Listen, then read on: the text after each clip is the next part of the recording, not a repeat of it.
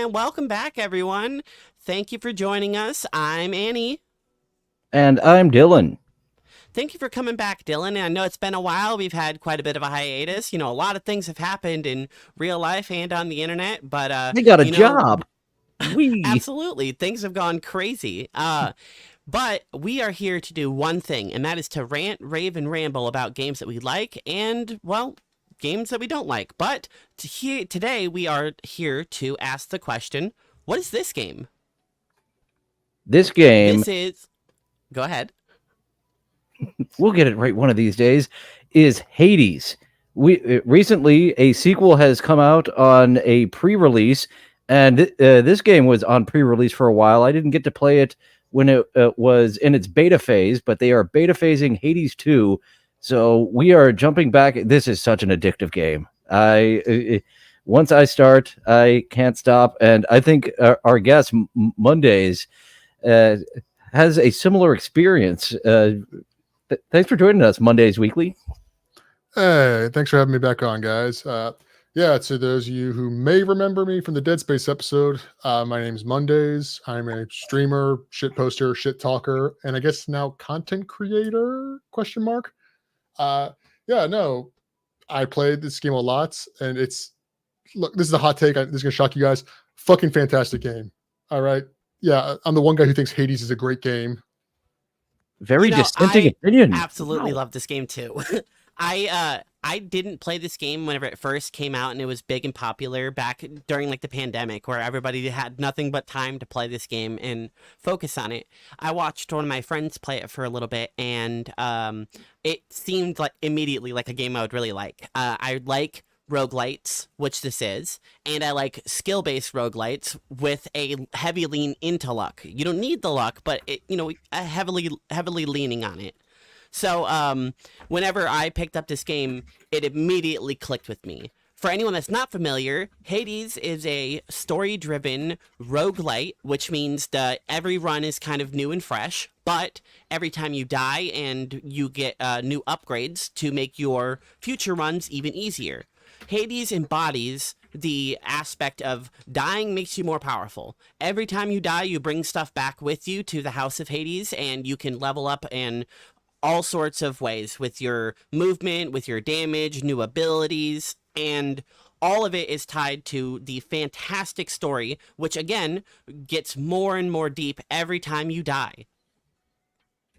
The first upgrade that I always go after is the upgrade to regenerate some health. It is really difficult to not take any damage. I think even the speed runs I've seen, they're still taking damage, sometimes really early on. So once we're able to, and it's fun, the currency, you have several different types of currency to upgrade your skill levels, to upgrade, and some things that you get the ambrosia, you're just holding on to that for so long before you actually put it to use. So the currency is very well done. It doesn't feel like you get too much of one thing. The keys are the first thing I started getting more than I needed. How many in this run? I've done a few. My very first run, I stopped around 76, I think my file said. This one I got through. It took me 13 tries to beat the final boss, and I believe I'm at 31 currently of as the times I have died. Well, according to a quick little bit of stats that I was looking up, it says that my first victory was escape number 23. Took me about 27 minutes, and I used the twin fist weapons. So we'll quickly get into that. The weapons in this game, there are 6 of them, and they are pretty simple but varied. You have a sword, you have a spear, you have a shield, you have a bow, you have the twin fists, and then you finally have a sort of gun. Each of the 6 weapons have their own aspects, which are different forms the weapons take to give you different abilities that you wouldn't be able to get with any other upgrade. One of the simple ones is when you have the shield, instead of throwing the shield and it coming back to you instantly, it slowly goes in front of you and just constantly spins in front of you. So it's a total change to how the shield works while being a very simple addition to your normal playstyle. So I think they made the weapons very unique. Each of them have their own playstyles, and all of their upgrades respectively are wide and varied. A good example is the bow. You can have the option to shoot 3 arrows at a time, to go fully automatic with your bow, focus on just volley spamming, or you can go into like a sniper explosive build, just all with the bow itself without focusing on any of the builds or any of the buffs or boons, as they're called, from any of the various gods, which there are a ton of. The Twin Fists is what I got my first victory on as well. And I actually held off on putting those on, but they turned out to be what I was winning the most with. Yeah, I think my first win was with the shield. I'll be honest with you, I guess I forgot to look up my stats. I've beaten the final boss 7 times now. I think I have one more run before I'm actually finished until I hit credits. But what I Andy think was it's saying, 10 you have to do. I believe it's 10. Yeah, we both counted 10, so you still have a few more to hit the credits and get the ending before the epilogue. I'm guessing how many, because all I know is I got to a story point that's like, this is the first, because a lot of times it's like every ending is like you get a little bit of dialogue, a little bit lore building, but then it just kind of repeats itself. Then there's the one ending or the one boss. It's like, oh, this one actually you have to do something before you can progress in the story with the bedroom. If you guys know Speaking what I'm talking of about. the story, the game starts out right away.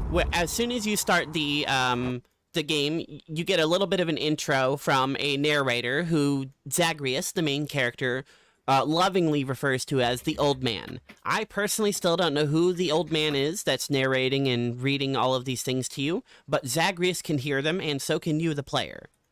I always just thought it was like some kind of psychosis, like he's just talking to himself. It could be.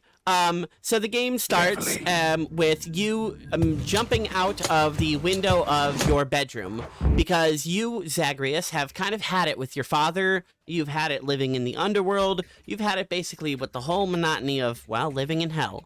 So you said, fuck it. I've heard there is a surface and, well, if we got down here, there's a way to get out. So Zagreus is fully equipped, well, he thinks he is, to fight his way literally out of hell. I actually still haven't made it through the final boss with the sword yet. So the starting weapon in my 31 runs, I still have yet to get one victory on in this run. And which weapon was that? The sword? The sword, yeah. The initial weapon, the sword.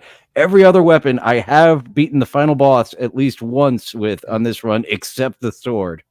The sword is nice and simple. It's just got a couple of basic attacks. It's got a slam. It's mostly focused on, obviously, keeping a close distance and oppressing the enemy with repeated slashes. So if you're not into that type of playstyle, it can be very punishing to try to use Stygius, the sword. But it's interesting that you said that your first victory was with Malphon, which I didn't think I would like Malphon either until I had them behind, my hands, and I could see how powerful they are. They have a flurry of blows. They have an uppercut. They have just their high mobility. So as long as you, the player, are able to just dodge attacks, it heavily rewards you.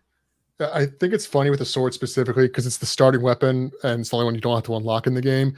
A lot of people seem to have trouble with that one because I interpret that because it's the most normal of the weapons. All the other ones have like this weird gimmick to them. The sword is just pretty standard hack and slash. When you get the heavy, you get light, heavy, and then it's generally built around zoning at a medium distance and quicker attacks than the average weapon in the other game. All the other weapons are usually much slower, except for the gauntlets, obviously.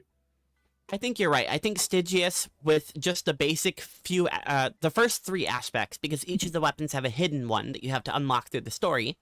But the first 3 aspects of the sword are not incredibly great. The second one gives you bonus critical chance. The third one makes it so your spells drop from enemies faster. None of them really give you any crazy powers or abilities. You're right. The other weapons have a gimmick to them that you can focus around. I think Stygius, the sword, really only flourishes once you get the upgrades called the Daedalus hammers, which focus on upgrading the weapon instead of giving you godlike abilities. And Yeah, those are what you always want to go for. I actually put off you've never getting the questioned it. hammers. Yeah. Sorry, go ahead. All good. The because you have a choice a lot of times, and it's like, do you want to get a boon from Ares, or do you want to get the Stygian hammer, which upgrades your weapon? And I just really enjoyed the boons from Ares, especially to where I'd skip the hammer, the upgrade, and you always have to go for that upgrade first because you get 2 opportunities to get it. Maybe you get a third, but you do need to get those 2. Yeah, it's so it's never a question for me. There are times where you get the option between if I'm going for a specific run or looking for specific abilities to kind of max out my my challenges. But if I get the hammer, it's like, well, screw it. I have to drop what I'm doing now. I have to focus on that hammer because it is never there's never a reason to not get the hammer unless you're going for like a challenge run. Yeah, there is no single upgrade that I can think of for any of the weapons that I don't want. Like, there's some that aren't necessarily good for my build, or some that maybe I don't necessarily need right now, but there's never a time where I pick up the hammer and one of the abilities that it's giving me, I'm like, ah, fuck, well, guess I'll pick this one. Yeah, the even if they're ones I'm like, I don't really want these. The one upgrade that every single weapon has to some degree is like does more damage to armor, and if I had the option, I will always pick that because armor is probably the one complaint I have about this game because I hate it so much. That's yeah, one that's of a simple, just chaos. base mechanic. It's just all enemies have just like a regular health bar, and then some enemies have a yellow health bar on top of it. Just simple armor mechanic. It gives them a second health bar, but it prevents them from taking any knockback or stagger, so you can't stun lock them in any way. And they take slightly reduced damage because it's armor. So, as Monday said, I always go for the break armor upgrades first because they are, in my opinion, the most valuable. Mm-hmm. And the gods I mentioned, Ares, the extra damage that Ares inflicts with the doom and the especially with the fists, the stacking doom damage that it gets, and you see it come off in one big chunk of the staggered doom damage that they take after hitting. But the other gods, Dionysus's hangover, I was actually sleeping on a bit too much. Anyone who has that extra little bit of damage, I want to get that. And sometimes I would pick a boon that I would then regret.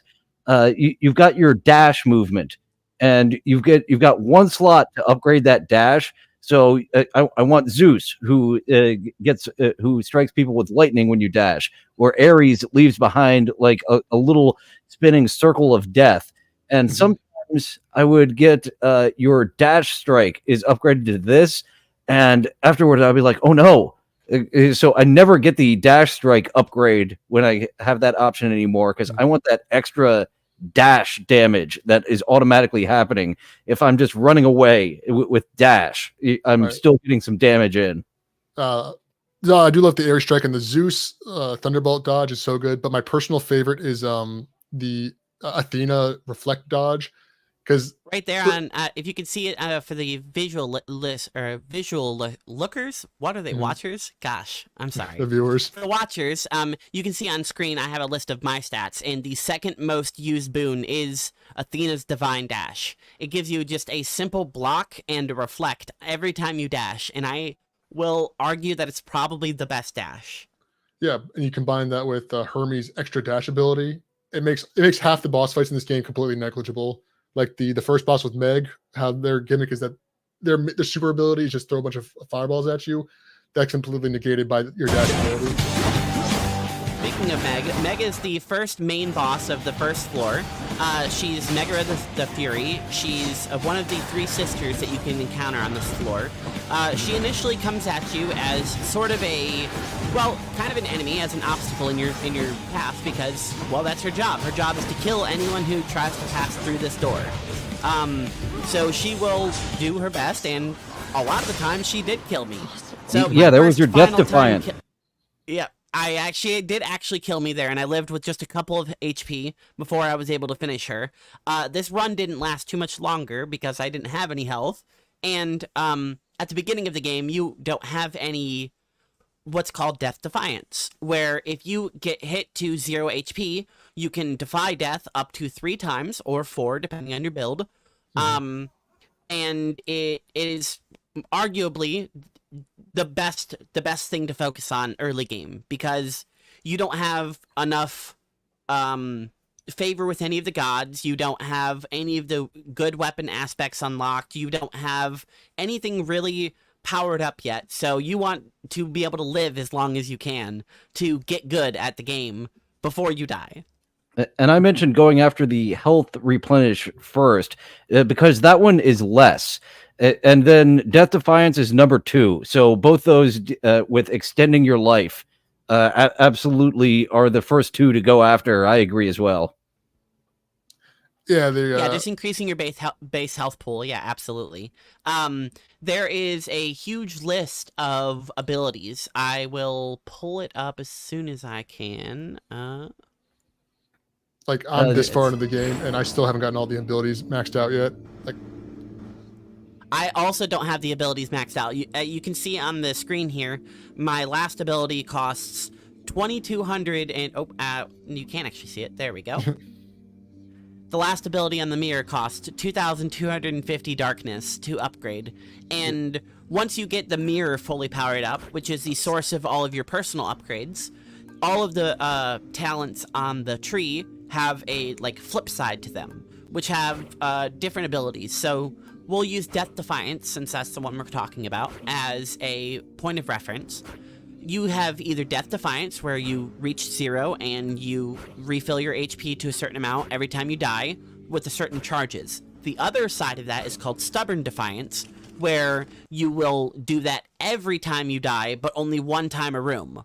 So, you can argue that it has more uses, but if you're fighting a boss that you particularly die on a lot, such as the last boss, you might want Death Defiance instead of Stubborn Defiance, because you're probably going to die 2, 3, even sometimes 4 times to him instead of just the one time. But it really depends on your personal skill level and what your really obstacle is, depending on what you're going to build into your Mirror of the Night.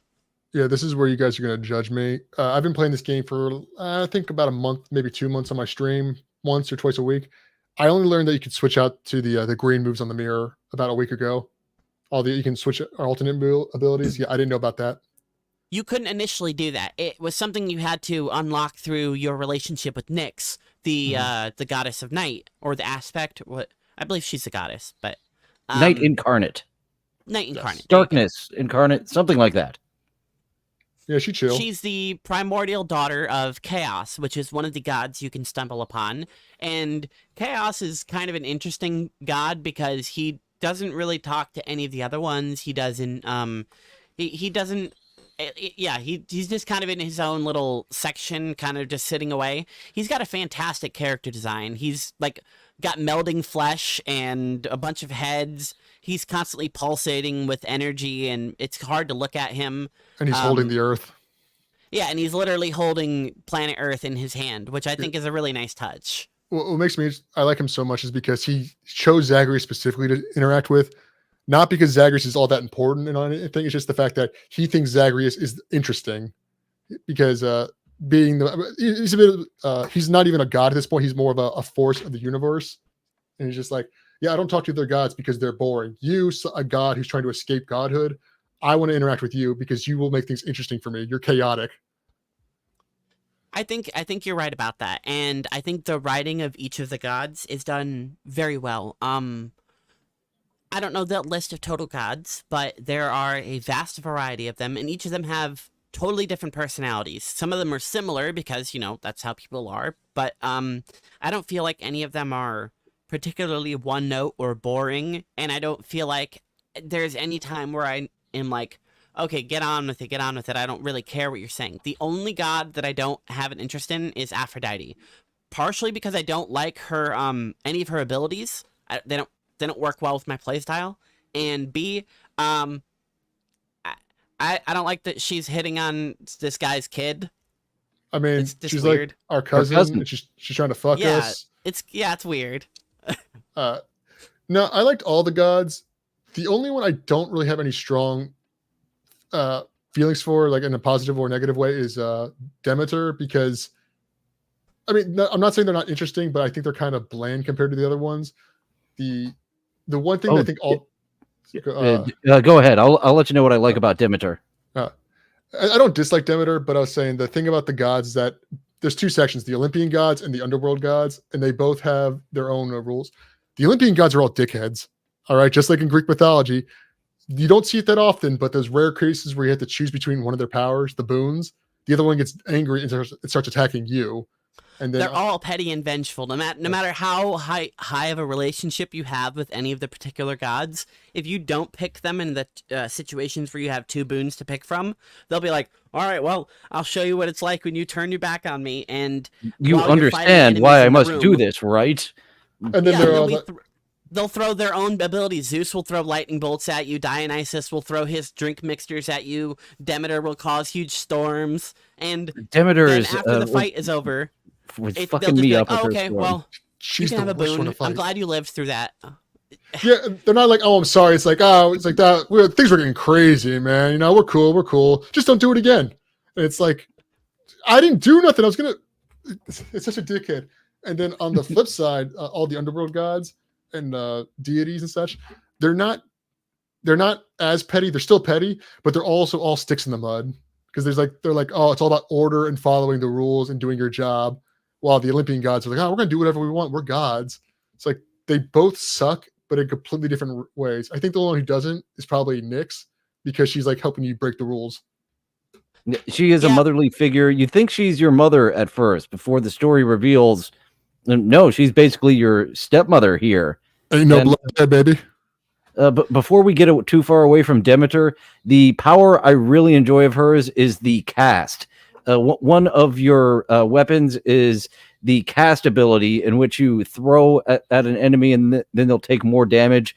But with Demeter, it turns into a ice beam where it's just shooting a laser. And on some of the bosses, especially the final boss, I'll just throw down all three of the Demeter ice lasers so I can get some auto damage until he steps out of the way, of course.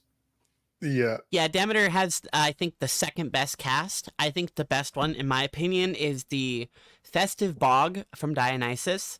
It immediately doubles your damage, it lasts a while, and there's a lot of really good boons that synergize with it, such as enemies take lightning damage while inside of it, you take less damage while inside of it, enemies that are inside of the bog take more hangover damage. So anytime that I see the Festive Bog boon, I immediately try to build my whole build around it, because the cast is really strong on the bow with the second aspect, because it allows you to shoot your cast instead of throw it, and with the fourth aspect of the shield, because whenever you do your charge attack, you do your cast wherever you land. So you can synergize your builds strictly with just your cast and clear bosses with thousands of damage. I believe I have a clip for it. Let's see. Yeah, so this is me comboing the third boss. His name is Theseus. He's partnered up with the Bull of Minos. I get him into the corner here, and I do, I think it's, 1,999 damage with 4 casts of the Festive Bog and a critical strike from the bow. I think it's I think it's the boon I've cleared the most with, even though it's not in my stats list. It's done the most for me. Mm-hmm.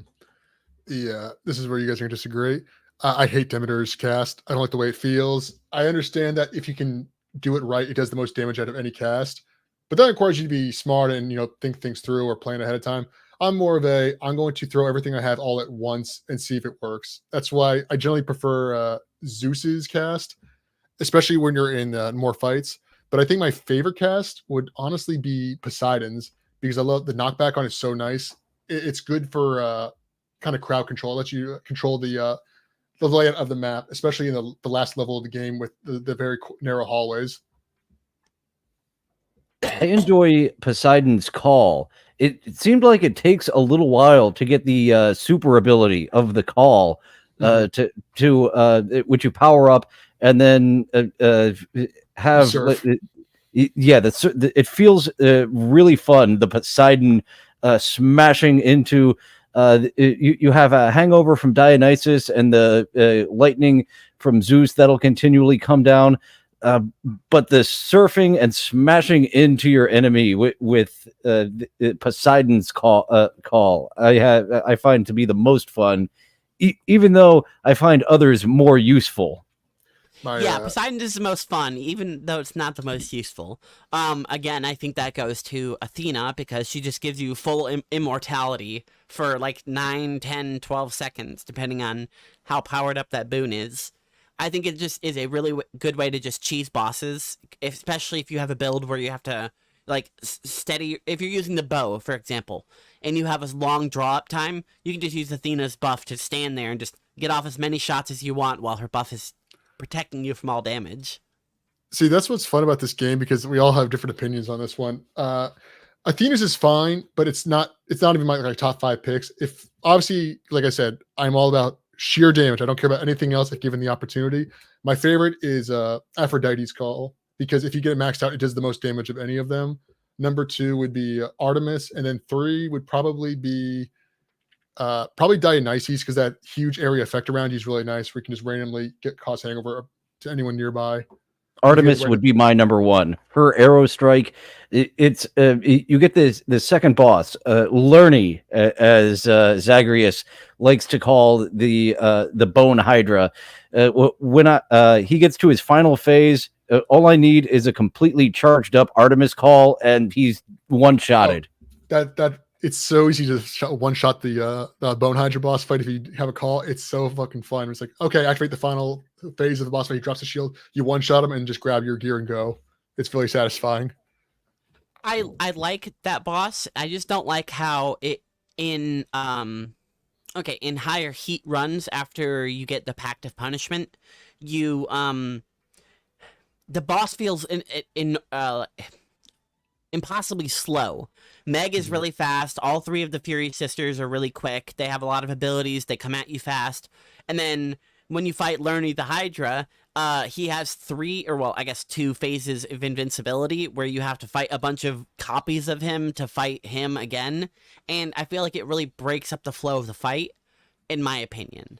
And then the next boss, it goes back to just full-on war combat. You have one guy to worry about while another guy is chasing you. And then the last fight is just full-on hell. I think they do that to mix up the flow because in the beginning of the game, it's very slow, but usually you have there's plenty of enemies constantly coming at you. So it's like the tutorial level. So then you get Meg and her sisters. It's like, okay, these are much faster characters implying. And then after that, when floor 2 comes around, you start getting the guys that hop around and can dash very quickly. So it's teaching you, okay, enemies begin fast. And then the Bone Hydra just kind of sets you back that, no, there are still a lot of enemies at once. This one's not supposed to be fast. It's supposed to overwhelm you with numbers because they all have different abilities. They can even summon little skeleton guys to attack you. They can use tracers, and they can do the one move that drops like rocks on your head. It's supposed to like overwhelm you, and it's as well as kind of prepare you for that. And then when you get the Theseus and Asterius fight, it's a little bit of both. You got multiple enemies, and they're constantly fucking with you, especially when you get to the second half of the fight with Theseus' abilities. I had so many deaths to that third wall to Theseus, and even before that, it's such a spike in difficulty just fighting the regular warriors. Elysium, I had the most deaths in general. Elysium kicked my ass for like 100 deaths. I hate Elysium so much. It's a very well thought out area, and I like the ideas of the enemies. But when you're playing, it's like, oh, this is just. It feels very grindy because all the enemies and the gimmick for Elysium is that all the enemies die. They turn into like these little spirits, and you have to kill the spirits, or they can regen themselves with full health. And if they have armor, and if they have armor, it comes back to full armor. So it's just it feels like severe padding to the game, and I don't like that because this game is it's almost perfect. If it wasn't for like these little moments, if they mixed it with regular enemies that can't revive, that'd be fine. Yeah, if you don't go into Elysium with plenty of armor break, you're going to struggle, like Mondays was saying, where it feels like the fights are slow because you have to kill every enemy essentially twice, and the enemies that you don't have to kill twice are spamming range at you or suicide bombing you, literally. Or I hate those little chariot suicide bombers. I hate those so much. They're a Yeah, pain, but if you have the the little right, ones do like 10 damage to you per impact, unless you have damage reduction, and they can knock you back, and they can pinball you around the map if you're not prepared to fight the little guys. And with a close range weapon, that's where you really need the dash strike. Well, not the dash strike, the dash ability of somebody, of Dionysus, of Zeus, of Ares, Ares. One of those, any of those, and will then help those little chariots from yeah, exploding in your if face. you have a decent one, they become pretty negligible. So it's like I feel like they could have planned that out a little bit better. The bigger chariots are better because they don't always chase you, so you have to actually fight them at times. It's the little ones that's like, oh, just if you get one good Zeus bolt on them, they blow up and take everyone out nearby. Yeah, if you're building for Zeus bolts, you can just clear the whole room with just those. I like how many variety of builds, and since it's a roguelite, every run is different. Like, you come out of Zagreus's chamber with always at least one boon or one buff or something immediately. It's either a Daedalus hammer or a boon from the god. It's never just like some money or a key or something worthless. It's always something to immediately shape your run. My personal favorite, obviously, is the hammer, but every time I jump out of that window, I'm hoping to see Artemis, I'm hoping to see Ares, I'm hoping to see somebody that immediately gives me a spike in damage. And you do have that option of your keepsake. Once you gift, what is that one gift? Once you gift something to him, you get a keepsake.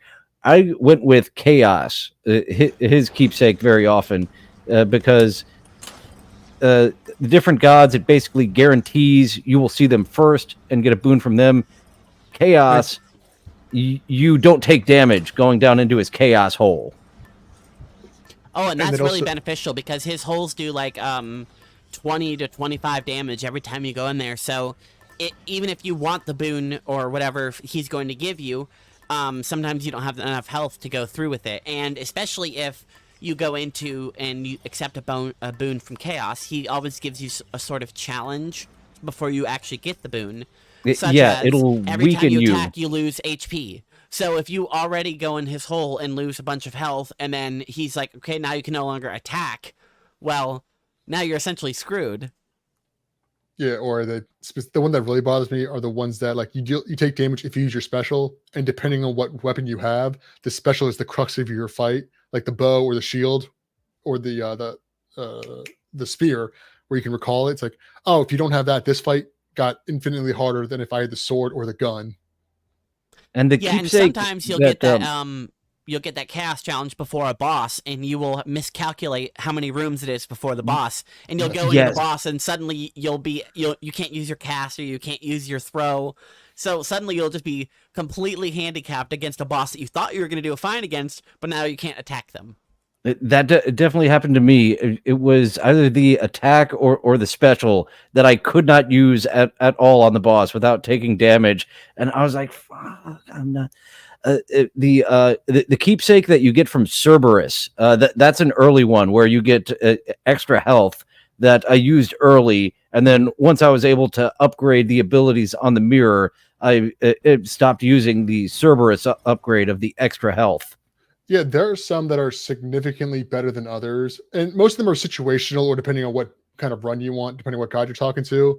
But there's some that are like I have never used Achilles because it lets you deal more damage, but I think it's like 25% more damage from the front, but you take an extra 25 damage if you get hit from the back. And I'm like, I'm not risking that because I'm not smart enough to avoid attacks. So like, I have never used it. Yeah, same. I have never used Achilles, and I see you've unlocked the same one companion that I've unlocked. You've got Deuce's companion there. That's the only one I've unlocked currently as well. I actually have a second one. This one was pulled like an hour before while I was still playing the game. And an hour later, I earned the second companion, I believe, this one right here. So if we get into it, I'll pull those in here. But the keepsakes are varied. Most of them that you get from the gods are just like the next boon you find is more likely to be from that god, and they're going to be more rare, and essentially just you get more favor with that god. So unless you're looking for a specific build, like if I was going for the Dionysus Festive Bog, I'd pick that one. But for the most part, I find all of those worthless and trivial. The ones I really like are the one's from Thanatos, where if you clear a room without taking damage, you get more damage dealt. And then my favorite one, which I've used the most, is Hermes, where if you clear a room in a certain amount of time, you get more movement speed and dodge chance, which dodge chance is essentially just block but automatic. When I first got that one, I was like, it's only, I think, increases by like 1% per room. It's like, that's not going to feel good. And then by the end of the first boss fight, I was like, oh, this is significantly faster. And when I took it off, it's like I felt like I was just walking through sludge. It's like, oh, this, I want to put it back, but the moment you put it back, it resets. It's like, I made a huge mistake by doing that. Yeah, I got all the way to the last room in the temple, or I got to the temple, and right before you go into the temple, you have a chance to change your keepsakes if you get that upgrade. And I was like, oh, I only have one Death Defiance left, so I'll grab Skelly's treasure because it gives you an extra Death Defiance. And I immediately regretted it because I had almost 30% movement speed and dodge chance, and I felt Oh like, yeah, you got to keep that if you start with that. I often don't equip that because I like the pine cone. I like the ability that your first several hits from the final boss don't do damage. Mhm. So even though that one is so useful, you really want to have that equipped the entire time to make complete use of it. I will say that again, there's a wide range of how useful a lot of them are. I wouldn't call any of them useless though. Depends on like how challenging you want the game. Because Achilles one is the one I always come up with. I never use it, but if you want a more challenging one that you can't just do with the modifiers, that's a good one to do. It's like you have a risk of taking extra damage, which in the higher levels that can be severe.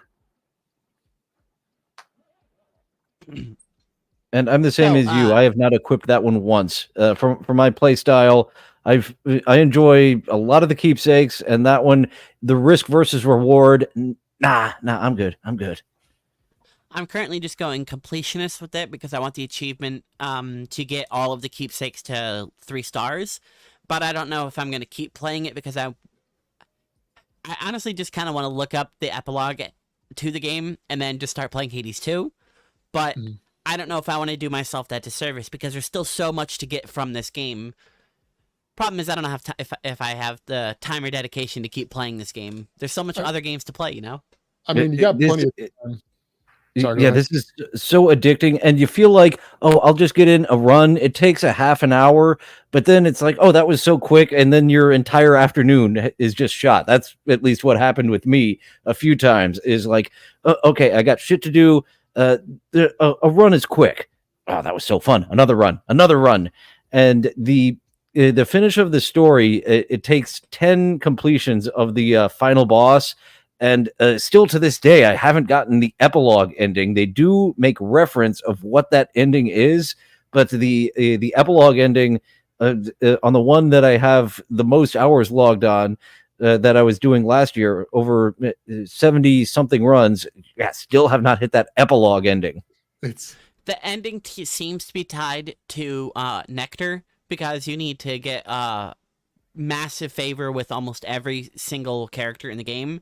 So if you're not getting a lot of nectar, your game time can drastically increase just from bad RNG. yeah. Okay, that's what it is. Because the nectar, I did a little cheating online to see who gives the keepsakes, and that's where my nectar was focused to the ones that give out the companions along with the keepsakes. Yeah, that's the thing I noticed that because again, if you guys know, if you go on the House of Hades, you can cash in the gems you collect and create customize the area as well as add different effects to the actual dungeon runs. And in the second half of the game, I noticed they start pushing more towards collecting nectar. You get benefits for collecting them. I forgot something. You trade them off to get other nectars. It's like you collect one item, you can get a nectar by chance. I was like, that's really weird because the nectars gives you a little bit more story, but I didn't really see much about it. And then I realized I've been lagging really hard on the main, like the sub stories, which are very important to the end of the game because I am smart.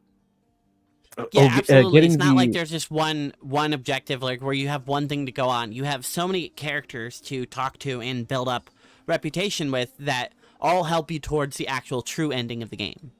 For example, I did not know you could open that door at the end of the hallway. That's Well, that's sort of post game ending. That's after credits. You can go out Yeah, there you after need to beat after that. you do the credits. You That's- need to that's- beat it 10 times in order for that door to unlock there to the gardens. Well, that's one of my favorite things about this game because, again, I put dozens of hours in this game. I've still finding stuff I did not know about, and it's constantly surprising. It's very, very satisfying. I have never been bored with this game. I've never done a run. I've had runs where I'm like, that wasn't good, but I've never had a run that's like, that sucked. It's like I'm done for the day. It's more like, okay, when I'm in the end playing Hades, it's like either A, I've played enough, I'm gonna stop for now, or B, I fucked that run up so badly. I'm done. I'm not playing anymore for the day. It's like I need to cool off. A good example is I fucked up a run. So almost all the boons in the game, just from pure development standpoint, have innate synergy. Like, damage reduction goes with damage reduction. Doing more damage goes with damage. This ability combines with that one. Pretty simple. Some gods even have like duos where, like, for example, it promotes synergy. Hermes and Zeus. Whenever you drop your cast, it'll occasionally drop lightning at the enemy that is near the cast if you don't pick it up, which is a really good combo. Problem is, there's a legendary boon from Zeus a legendary boon from Hermes that makes your cast pick up instantly instead of sitting on the ground. So if you get the duo ability from Zeus to make it do lightning and get the ability to pick it up instantly, you now no longer can do damage with lightning because you are constantly picking up the source of the lightning. Mm-hmm. I helped was me all out. the way up to the Temple of Styx, and I got the legendary buff from the shop, and I was like, oh, okay, cool, great, that'll work well. As soon as I picked it up, I was like, wait, no. No, undo. There's no undo. You can't. There is a way to sell certain boons with a shop that occasionally spawns in different rooms or at the end of each boss room, but those boons aren't your entire list. It's 3 random boons in your list. So I ran up to one of those shops, and my the boon that makes it so I pick up my gems instantly wasn't on the list. And I was like, okay, well, this run is over. All of my damage was my cast, and I can't use it anymore. I will say I've never gotten a boon that ruined a run for me, but I've learned in this game the hard way is that you shouldn't buy something in this game unless you know what it does. Because when I got to right before the final boss, you get that one last shop to cash in all your money for extra stuff. And I was like, I have a lot of money. I wonder what this anvil does. And I specifically had a very specific build for my shield where it bounces extra times, and every time it hits a special hits someone, it would drop lightning and spread around everywhere. It would jolt enemies. What I didn't know is that the anvil removes one of your boons randomly and gives you 2, or not a boon, it removes one of your weapon abilities and gives you 2 new ones. And it removed my bounce ability. And I was like, oh, I just ruined this entire run at the finish line. I was at the finish line, and I decided to tie my shoes and instead I broke my foot. I have never used that anvil because you are so used to this build that you have made to this point. One of those abilities, no more. I think they add that. It's like, okay, this run you've gotten this far by sheer luck. This run is terrible. Go for broke. Throw all your money in this. Maybe you'll get something good to help give you a slight advantage. I've had the anvil pay off, actually. My favorite weapon is probably the adamant rail, just because of how if you get a good build with it, the game is easy mode. Like, all of the other weapons, you have to dodge, you have to you have to get into position, everything like that. The adamant rail is essentially just a laser beam that has a grenade launcher on it, and I think it just cheeses rooms. So I was all the way to the end where you get the chance to get the anvil, and I think I already had 3 or 4 Daedalus hammers, so I at least had 1 to spare. The one that I got rid of that I was happy was it changes your gun from just fully auto to a burst fire, but you no longer have to reload. Oh, see, I love that one. I don't like that one because the stream of damage, I believe, in my opinion, is just more if you can just do 30 bullets at a time instead of just 3 at a time. But it's just playstyle differences. So it actually benefited me because it got rid of the burst fire and gave me faster fire rate and explosive bullets. I was like, sweet. When I first tried the rail, I did not like it at all. I didn't like the reloading. I didn't like the grenades. Like, it feels slow and clunky, and obviously it has to be because otherwise it'd be by far the best weapon, no challenge. It's like, I don't like this, but when you beat the game the first time, after that, they start putting modifiers on your weapons. Randomly, one of your 6 weapons will start glowing, and you'll get more darkness and more gems for beating anytime you collect them, which is good for late game. And it's also to incentivize you to not just stick with one thing forever. Yeah, so I was like, whatever. I'll use the railgun. I'm probably not going to win because I'll use this as a grinding run. And then I found by accident that when you run out of ammo and it starts reloading, you can fire the grenade launcher, and it doesn't cancel the animation, so you can use both at the same time without technically ruining the flow of your combat. And I was like, yeah, because it's got an underbarrel. It's not an actual secondary barrel, or it is a secondary barrel, so it doesn't interrupt you, which is, like you said, really good.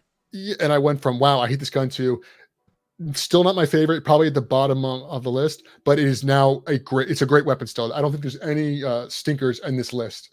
You just have to learn how they work. Having no stagger ability, like that's what the fists have such a great staggering ability that the gun doesn't have. That's what really turned around. Like, oh, I'm gonna keep trying this gun to.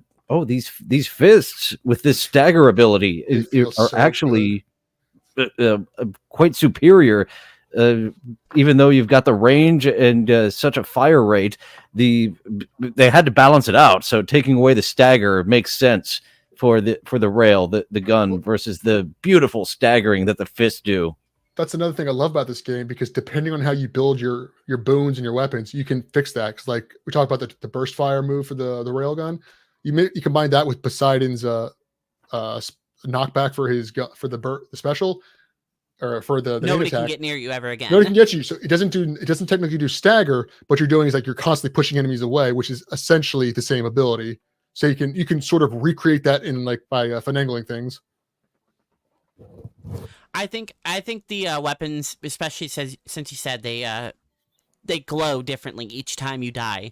I didn't initially like the spear at all, but it kept giving me it over and over and over. So it wasn't until that I got the 4th aspect of the spear that I found a aspect that I like. The first aspect is just throw and retrieve. The second one is throw and then dash to it. The third one is like increase spin attack. The hidden aspect, it gives you an increased charge attack that you can throw at people instead of just spinning, or instead of just like attacking it yourself. You can throw a disc at people, and it gives you health regeneration.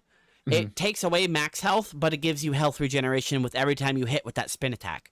So if you just focus your game on just doing the spin attack over and over, I feel like it makes a spear a lot better of a weapon. I've never even gone back to any of the other aspects.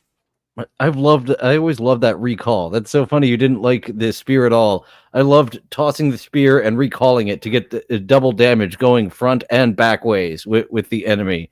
So that's funny that you didn't enjoy that with the spear. It's also great. I loved it early on because it negated the shield enemies, because if you attack them from the front, it negates all damage, especially Theseus, who is a pain in the dick to fight. But if you have the call, you can stab him no matter what. And if you have like a debuff on the spear, like Ares' Doom, it's like, well, then you can block the front. It doesn't matter. I'm still going to hit you, and I'll just whittle down your health. Oh, so we've mentioned him a couple of times. Theseus is the 3rd boss, along with Asterius, the Bowl of Minos. Through death and, I guess, bro shenanigans, they have become quite the pair and good team and friends in the afterlife, and now they are the direct guards to the elevator to get to the Temple of Styx, which is on the surface of the actual world instead of in the underworld. So they are literally the last line of defense before you reach the surface. They are, as Monday says, a pain in the dick. Theseus, he has a big spear and a big shield, and the entire fight he's just slow walking towards you with his shield. So you constantly have to be repositioning behind him while dodging the bull and dodging Theseus' spear. He snipes you the entire fight. Yeah, if you do not have a block or deflect from Athena, that fight every time has been a pain for me, because he gives you an indicator, and there's even a sound cue for his spear, and like everything telegraphs when he's gonna throw that spear to you, and it still hits me every time. I'm good at dodging it, but yeah, not every time. Yeah, because there's just so much going on with the bull. And you got to take the bull out first. I've heard some people recommend against, and when Theseus gets down to a certain amount of health, he then calls on one of the gods to help him out. Maybe someone you actually have a boon from And he is uses a variation of one of your moves. Yeah, coming to attack you. And it's so irritating because some of those you could obviously it's all of the gods he can call on. So some of them are really fast attacking, some of them are slow moving projectiles, some of them are like just waves. So you can think you're ready for Theseus, and then he pops out Zeus, and then suddenly you go from being able to stand and shoot your bow to now you have to move every couple of seconds, or you're going to be hit with 10 damage a second. So I totally think that you should kill the bull first, because he's always running at you and not just constantly throwing stuff at you. So he's easier to approach anyway because he's already in your face. And as long as you play around some of the pillars, you can dodge a lot of Theseus' attacks anyway. And on top of that, if you're fighting Theseus first, eventually you're going to get him halfway health, and then he'll get the boon of the gods. So it's like, well, then essentially you're fighting 3 characters at once, which has made it infinitely worse. Asterius does get a buff halfway through where he gets projectile attacks, which makes it harder and he's more aggressive. But you can deal with that, especially if you have a dodge ability. It's like you can draw the blades or the hangover spots. But I think I beat Theseus once, and I was like, look, I love killing Theseus. He's the worst. I hate him. But I'd rather fight him last because a one-on-one fight is a lot easier than a 3-on-1 fight. Absolutely. It's not worth it to be suddenly fighting whatever god he calls on. Especially after you beat the game, you get what's called the Pact of Punishment, which is a thing that can give you various buffs and stuff that are, well, basically to make the game harder for you. So there's a huge list of them, and it gives like enemies more health, enemies have more damage, things cost more, the underworld bosses have like a new gimmick. You must purge one boon going up. I tried that one once, and I kept getting darkness. It like for some reason it was making it very rare. I was so angry. I had so little boons to give up when I was forced to purge a boon to go to the next level. And did you see that someone has just recently, within the past month, beaten the game with all of the heat on? That was something the creators didn't think was possible, that you could turn every one of these on, and it took them years, but I believe 2 people have now done it, pretty close together, of all of these extra difficulties maxed out. I mean, I'm not surprised. These aren't just for fun and just like a gimmick to do against yourself because you hate yourself. There, as we mentioned near the beginning of the episode, there are a ton of different resources that Zagreus needs to upgrade himself and the house. 3 core of the ingredients are Titan's Blood, the Gemstones, and the Ambrosia. All of those can be traded and swapped at the I can't remember his actual name. He's like the merchant guy, whatever he is. Does anybody know his name? Artist. If you're talking about the ghost, he's a rip-off artist. All of his deals are terrible. Well, I don't necessarily think so. I mean, sometimes they have like a deal of the day where you can trade one resource for a big boost of currency, like here on the screen. Mm-hmm. But anyway, the reason you want to do the Pact of Punishment is every time you do one of them is you can keep getting the Titan's Blood, the Gemstones, and the Ambrosia. You only get it once per clear, but you can keep increasing the difficulty sort of artificially. Once per clear per weapon. So I'm sorry to correct you. No, you're right. Exactly. Once per clear per weapon per heat level. So with Stygius, you can get all of the bounties on heat 1, heat 2, heat 3, 6, blah, blah, blah, all the way up through those numbers. My highest heat clear is number 7, and I've done that with the shield because I think the shield is... It might not be my favorite weapon, and I don't necessarily think it's the strongest weapon, but I think it's the best because of its ability to block. It's the only one of your weapons that gives you an actual immunity to damage. You can just hold up the charge attack and just block attacks. Oh, you're talking about Charon. Excuse me. I'm sorry, what? You're talking. Sorry, not to cut you off. I just realized you're talking about Charon, the River Styx boatman. No, the I was salesman. talking about the fat merchant guy. This guy here that sits in the shop.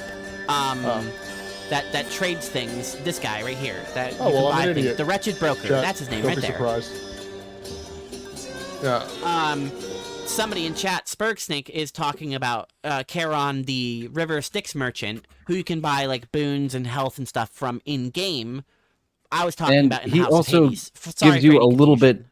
bit of a reprieve when you go to Charon. If you have the option early on, it's Charon or get another boon over here. Oh, I need a break. I'm getting my ass kicked. Please, Charon, have a health replenished because that's what I really need right here, right now. And I actually didn't realize this until recently. Is that Charon has a boss battle? You can steal money from Charon, and his boss battle, his ore knocks the shit out of you. Like that ore, when he smacks you with that ore, that takes so much of your health away. I Yeah, actually Charon, discovered the his hidden boss fight a week battle ago. is. I have not lost to him yet, but every time I've fought him, I've went from almost completely full health to no death defiances, very low health. He is a very, very hard boss.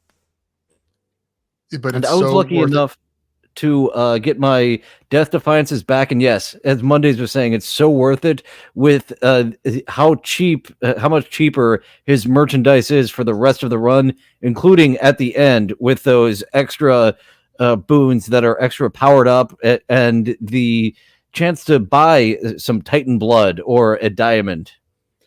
It's also you also get like a minimum 300 gold just to start the boss fight. So, admittedly, it could ruin your run because the first time I discovered it, I was like, oh, let's just see what happens. I was like, he'll probably be pissed. Maybe he'll steal one of my boons.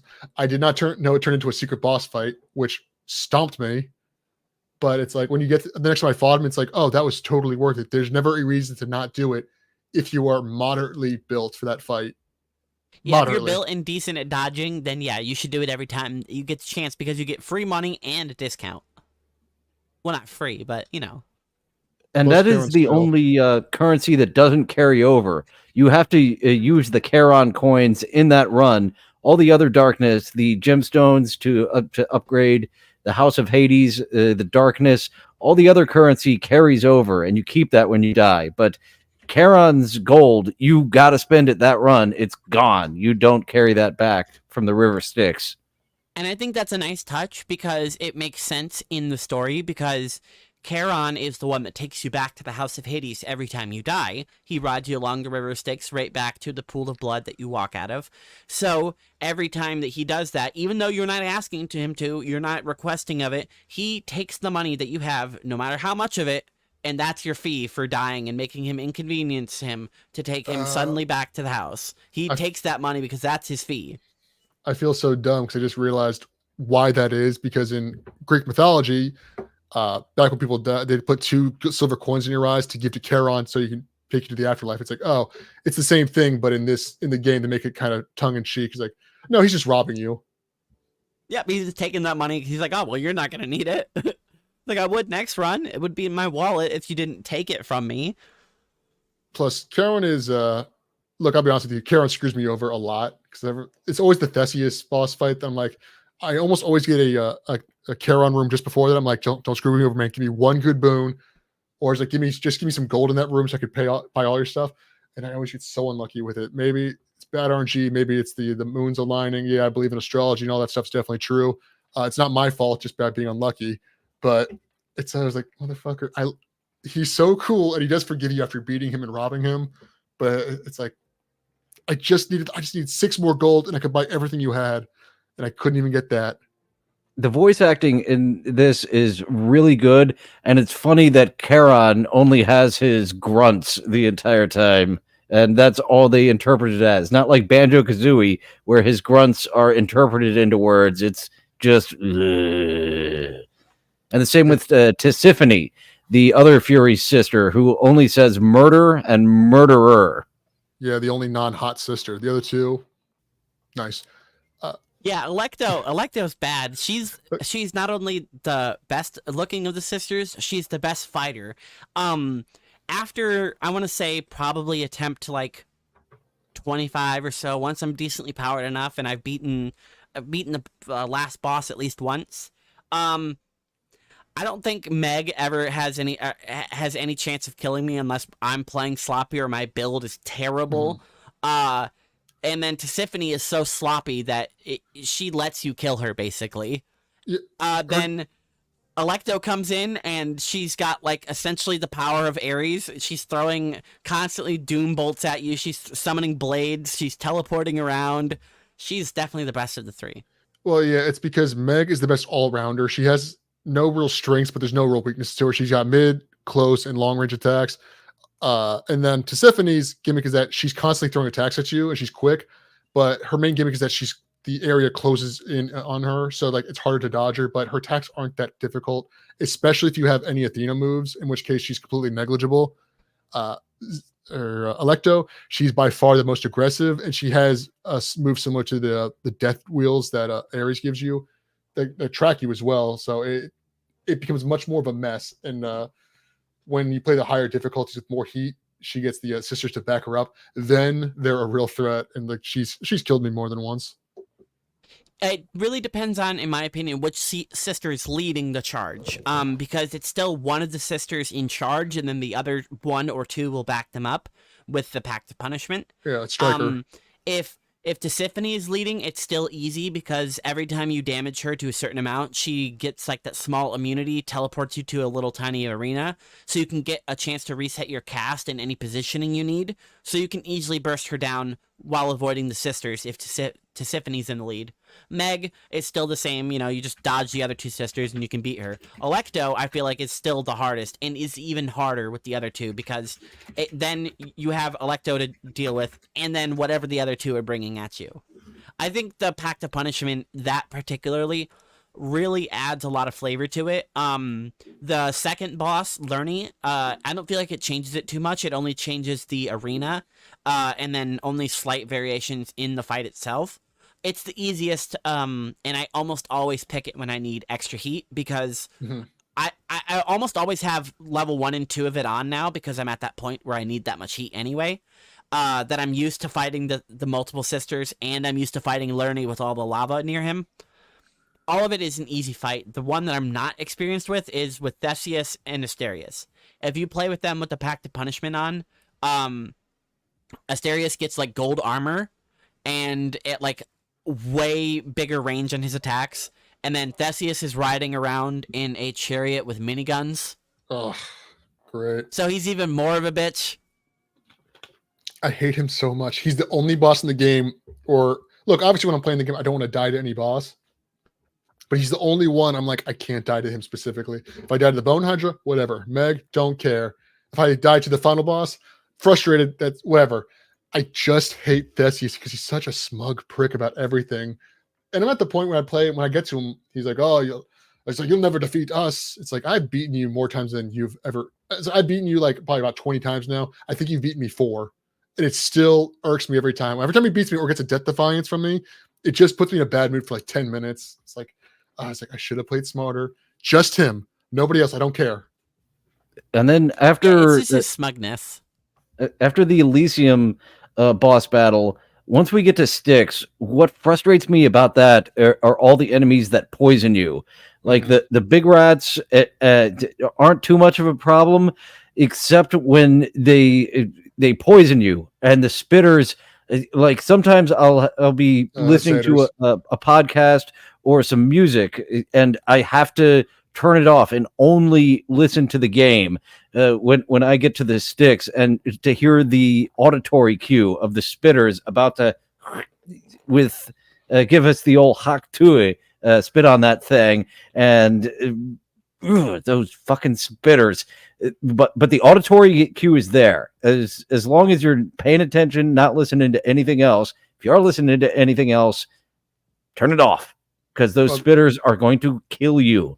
That would require something with an attention span of not me, so I don't really notice Yeah, that. me too. I have like 3 things playing anytime I have Hades Again. going. It's like, yeah, but you're right. It does at least let you know, like, they do wind up and they do make the noise, but there's so many times where I've been poisoned and I don't even realize I've been poisoned until it's doing like 6 damage a tick and I have no health left. There's nothing in the game to prepare you for poison up until that point. There's no mechanic similar to it, other than Dionysus's hangover. There's nothing similar to that poison damage. That's why I like the final area so much, because they're like, once you beat Theseus and Asterius, it's like, okay, the player has mastered the concept of the rest of the game itself. There's little gimmicks between, like, obviously enemies reviving or lava. It's like, it's not working anymore. So now we're going to throw everything on its side. And it's like, we're going to have these narrow hallways, enemies that spit poison, and they can just rant. And when you get to the final lord, it's like they can just seemingly spawn endlessly. So that's why, like I said before, narrow hallways, a throwable weapon or your cast, Poseidon's boon, it does not matter. That fight will be over in under 10 seconds. Yeah, being able to splash damage and push them into the walls and do the impact, especially if you have the boon from him that does explosion when you impact them into walls. You can clear one of those rivers or those Temple of Styx rooms in under a second or 2. Something I found interesting is whenever you're doing the keepsake from Hermes, that gives you more speed when you clear the room quickly. Those little rooms don't count. Only the last room in one of those hallways where there's a boss or a treasure, only that room counts. So you're accidentally cheating yourself out of free room completions, but it's not the same with the upgraded Palm of Power. One of the last keepsakes you get is and I think every 4 basic encounters you clear, one of your abilities will level up 1 time. Just that's what the keepsake does. Yeah. I love that one, but I haven't had it for long. Those 4 rooms, they do count, but with other Hermes and Thanatos, those don't count. So that's just weird. What were you saying, Dylan? I haven't used that one much, but I absolutely love that Palm of Power, where one of your boons will be upgraded, and why I love the upgrade to the Nectar as well. Of this Nectar will also upgrade one of your random boons. That helps so much, having an instant upgrade or upgrading the rarity, as you'll get from Orpheus's ex-girlfriend. I forget her name, and it is Eurydice. so Eurydice. I see it spelled so often, and I'm like, yeah, it looks like it's spelled Eurydice. Yeah, she has she's some great a great upgrades. character. You meet her in Asphodel. She is a singing, carefree spirit who is living her best life in hell. She's just cooking and singing along, and you come across her in your various journeys, and you can build a relationship with her just like any other character, and you find out that she had a relationship with a great musician named Orpheus, who just so happens that your dad, who recently put in prison. So you can have Orpheus sprung from prison, and then through like a bunch of interactions between the two, you can eventually, according to one of the achievements, bring them back together. I've not yet done it, but that's my stretch goal. Me either. I haven't brought them back together. And Orpheus is just such a downer at the beginning. You've sprung him from prison, but I cannot sing. I have lost my muse. I hate Orpheus so much. Every time I talk to him, hey, what's up, buddy? I'm having a great time. I met your girlfriend. You guys want to talk? Oh, no, I can't. I'm just so upset. I'm like, I'm giving you stuff for free. I got you out of prison. Your one job is to sing and play music. You're not doing that. I don't want to. Okay, I don't want to be that bitch, but I could put you back in prison. That's like the one reason you're out of prison. Oh yeah, it's funny because Hades, his boss, and your dad's like 12 feet away from him. I'm like, he's just bitching. I'm like, oh, look, I know it's a game, but it's like, come on, he's right there. Maybe you don't bitch in front of your boss. Say something to this guy. I can go talk to my boss. Like, hey, guess what? I've been drinking on the job again. No one tell him. It's like, yeah, he's probably gonna get pissed at me. Orpheus is probably one of the only characters I'm not a fan of. I don't hate him. I don't want him out of the game, but it's like I'm not happy talking to him. The rest of them, the cast in this game is so great. There's like really no duds in my opinion. I think one of my favorites is Artemis, just because of her, just her realness. She's she's helping you to get out of the underworld because she wants to meet one of her new kin. And then she even self-admits, hey, look, once you get up here, I'm probably never going to talk to you again, just like everybody else. Just wanted to be honest with you. And I was like, wow, that is the most honest anyone has ever been with anyone ever. Like, ever. Like, she's like, I'm helping you to get you out of hell, but then once you do it, I don't ever want to talk to you or see you. I'm just doing this to be nice. It's like, oh, I respect it. Cool. It's kind of like that. Then one you have Ares, the god of war. You have Zeus, he's Zeus. If you know anything about Zeus, they make his character pretty well. He's smarmy, he's smug, he's egotistical, he's easy to anger, he's braggadocious. Then you got his brother Poseidon, who I think they did nice making him a sort of surfer bro without giving him too much of a douchey surfer bro attitude. He's Zeus, but with a more like a laid back attitude, basically, because Poseidon and Zeus are always compared to be very similar to one another. Then again, you got Hades as the main character. You got Artemis, Aphrodite, Dionysus is probably my favorite of the gods as a character because he's very much that bro type, but he's more like not like drinking party bro. It's more like the guy you meet in your mid-20s is like, yeah, no, I'm the whiskey guy. It's like, let's just hang out, have a smoke, and have a drink. It's like that guy I'd hang out with. 20-year-old booze bros, like, no, I can't deal with those anymore. I'm too old. Right, Dionysus is real cool. How far have you gotten your story with Orpheus? I think I'm halfway with him because again, I keep saying that, hey, I see your Eurydice pretty regularly on these ways out. It's like I could pass a message along. Oh no, I can't. She would never want to see me again. It's like, you fucking bitch, just do something. Really soon, he's going to start singing again, and all of the stories that you've slowly been feeding him, he's apparently believing. So you slowly tell him stories like, oh, I slayed a great Hydra once, which you did do. Then you said a story of you being born of the Titans. You were born as a serpent. You were the daughter of Zeus and Hera, or the son of Zeus and Hera. You're just making up all these stories, and Orpheus is believing them. So one day you come into the house of Hades, and you hear him finally playing and singing again, and he's just singing all of these lies you've been telling him. And one of the lies that Dionysus and Zagreus came up with together was, oh, dude, it would be so funny if you told Orpheus that, like, you and I were, like, the same person, and whenever we died one time, we, like, split, and now we're, like, two halves of the same coin. And Zagreus is like, all right. So you lie to him, and during his song, he's like, the seed of Dionysus grew. And it's like, oh, man, you are so gullible, man. I feel...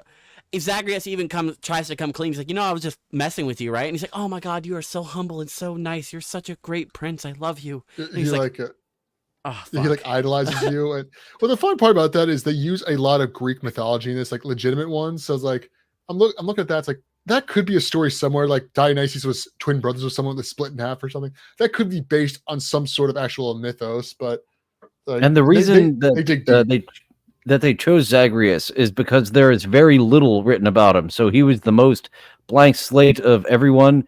Initially, the protagonist was our good buddy Theseus, until they decided to go with more of a blank slate of Zagreus, who isn't mentioned very much. So they were able to fill in the blanks of who Zagreus is with their own lore. Well, maybe that's why he was made up. Maybe that's why they gave him the boons to carry as a little bit of Easter eggs. Like, this was originally our character, so we'll just kind of, and that's why he's got a sword, a shield, and a spear, like two of the items that you can have. It might be all very tongue in cheek. Like, this is as a little reference to their original protagonist. I don't know so much about Zagreus, as they said. There's not a whole lot about him. All I do know is that he's in actual Greek mythology. I don't believe he is Hades' son. I think he's like supposed to be some kind of warrior that was supposed to be human, I think. But yeah, I do recall them saying the team at Supergiant Games, I believe, said that it isn't mentioned that he's Hades' son, but there is very little mentioned about him in the Greek mythology. So they just plugged in some lore into this very little mentioned character. And the only other thing I know about Zag is some people know this. I wonder if you guys do. Zagreus' voice actor was interesting because originally when they were casting for the characters, they had the guy in charge of the music. He's like, "Hey, look, we need someone to just voice these lines for us while we kind of have auditions, so we can have kind of a fill in while we write the script out and test the game." He's like, "Can you do this?" And the guy's like, "Yeah, sure. I'll just record the lines for you." And after a few months, they couldn't find anyone better. They're like, "Can you just voice Zagreus full time?" It's like, they're like, "Yeah, no problem." The guy's not a voice actor, apparently. He's just a guy they couldn't get anyone better. So it's like, yeah, we'll add him instead. The old Hank Azaria. Over on The Simpsons, they often have Hank Azaria throw down a temp track before the celebrity comes in.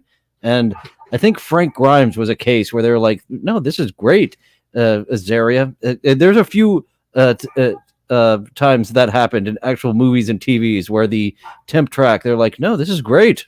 Fuck recasting it." I could talk about The Simpsons forever, but let's not get me lost in the weeds. Let's focus on Hades here. But this voice acting is all good. I don't think there's any bad voices in this entire game.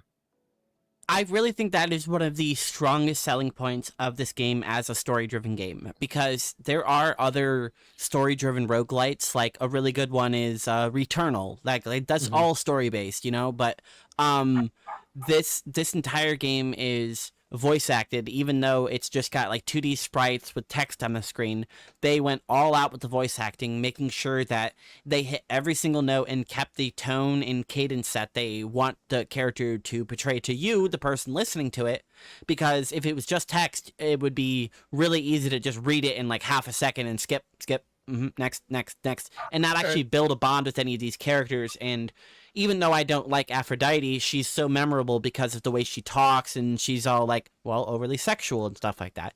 I think they do it really well. Every time Dionysus, you interact with him, you can hear some wine being opened up and people laughing and partying in the back. Popped, yeah. Like, there's so much going on with all of the characters in just the sound design that I feel like it really carries it. And as Spurgsake says, really great voice cast too. Every one of the characters knocks it out of the park.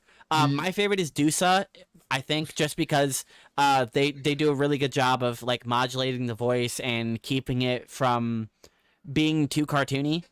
I was gonna say Deuce is the only one I don't love. I think Deuce sounds good. I feel like they overmodulated her a little bit. It's like bring it down by like 10%, so it's not as squeaky sounding. But that's just personal taste.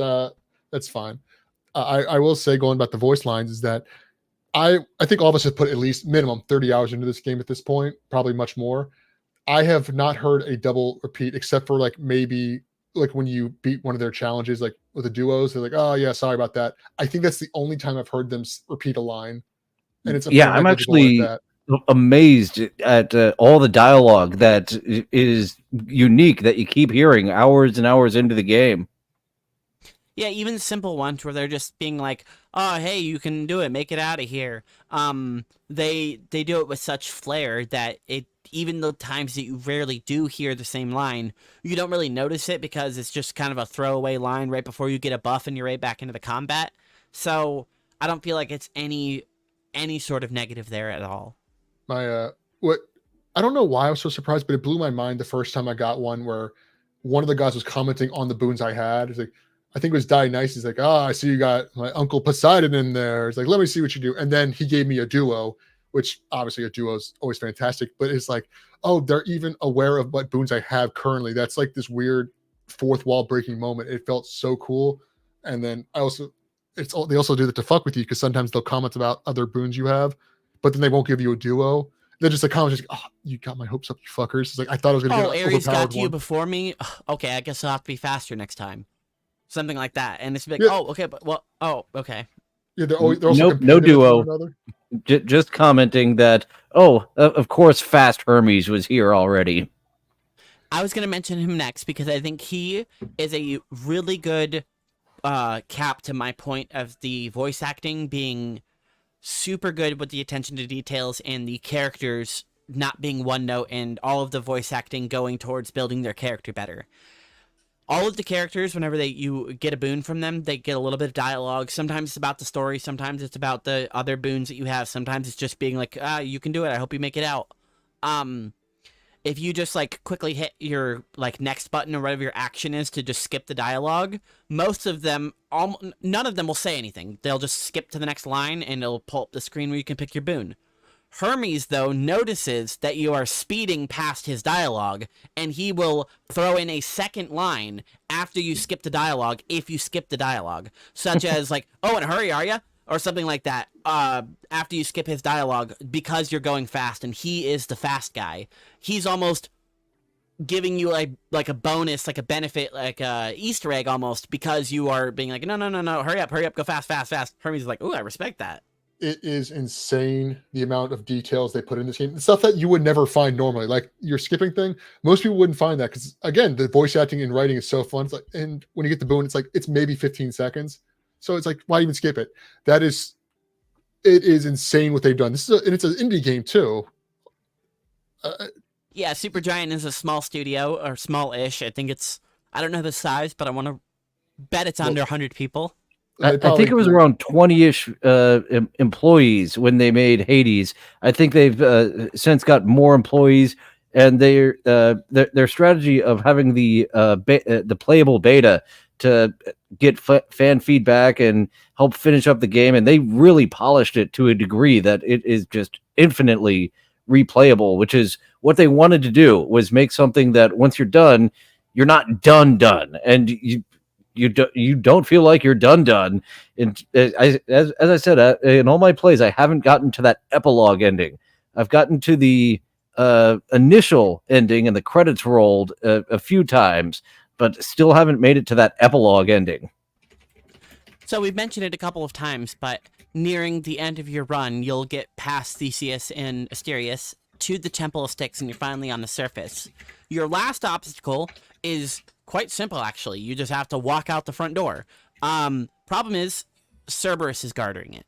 And Cerberus is, well, I mean, he's a powerful three-headed dog. He's giant. He's like Clifford the Red Dog sized. You know, you're not going to probably beat him easily at all. And not to mention, he's Zagreus' best friend, and he's his pet, and, you know, like the only person that doesn't hate him around the house, besides, I guess, what's his Medusa? Achilles, Medusa, even Hypnos. Oh yeah, I guess none of them really hate you. Yeah, never mind. I'm gonna take that back. It's a weird relationship you all have. Even Meg doesn't hate you. She's just pissed off at you because you keep making her look bad. Although she definitely wants that. It's her job.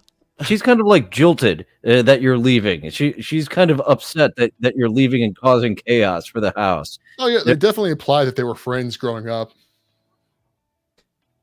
Cerberus is your final obstacle, and he sits there, and Zagreus is obviously not going to fight him because, you know, that's his pet. So he talks to Cerberus. He says, okay, is there any way I can get you to move out of this peacefully? And Cerberus is willing to accept a bribe. So it happens that there are some hallways and passageways in a sort of little labyrinth on the side where you can probably get a snack for him. So you, on the right side, have the option to shop from Charon one last time. He's got 6 options instead of 3, and all of them are varying prices, different rarities. Some of them are upgraded and are even better than normal. But you go through all of these little hallways we've mentioned before, and it is such a break from the rest of the rooms because every room up until now has been kind of open. There's been traps here and there and stuff you have to avoid.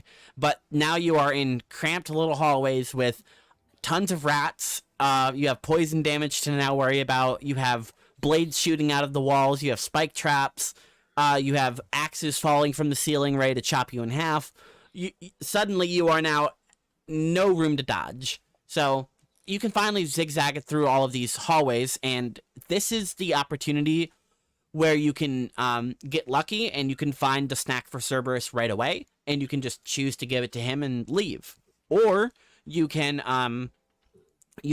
go through all of the 6 chambers and get all of the different various buffs, because you can get extra coins, extra powers, more boons, and you probably want all of this for the final boss, because if you want extra power, this is the only place you're going to get it left. After you leave the door past Cerberus, there is no more power-ups for you.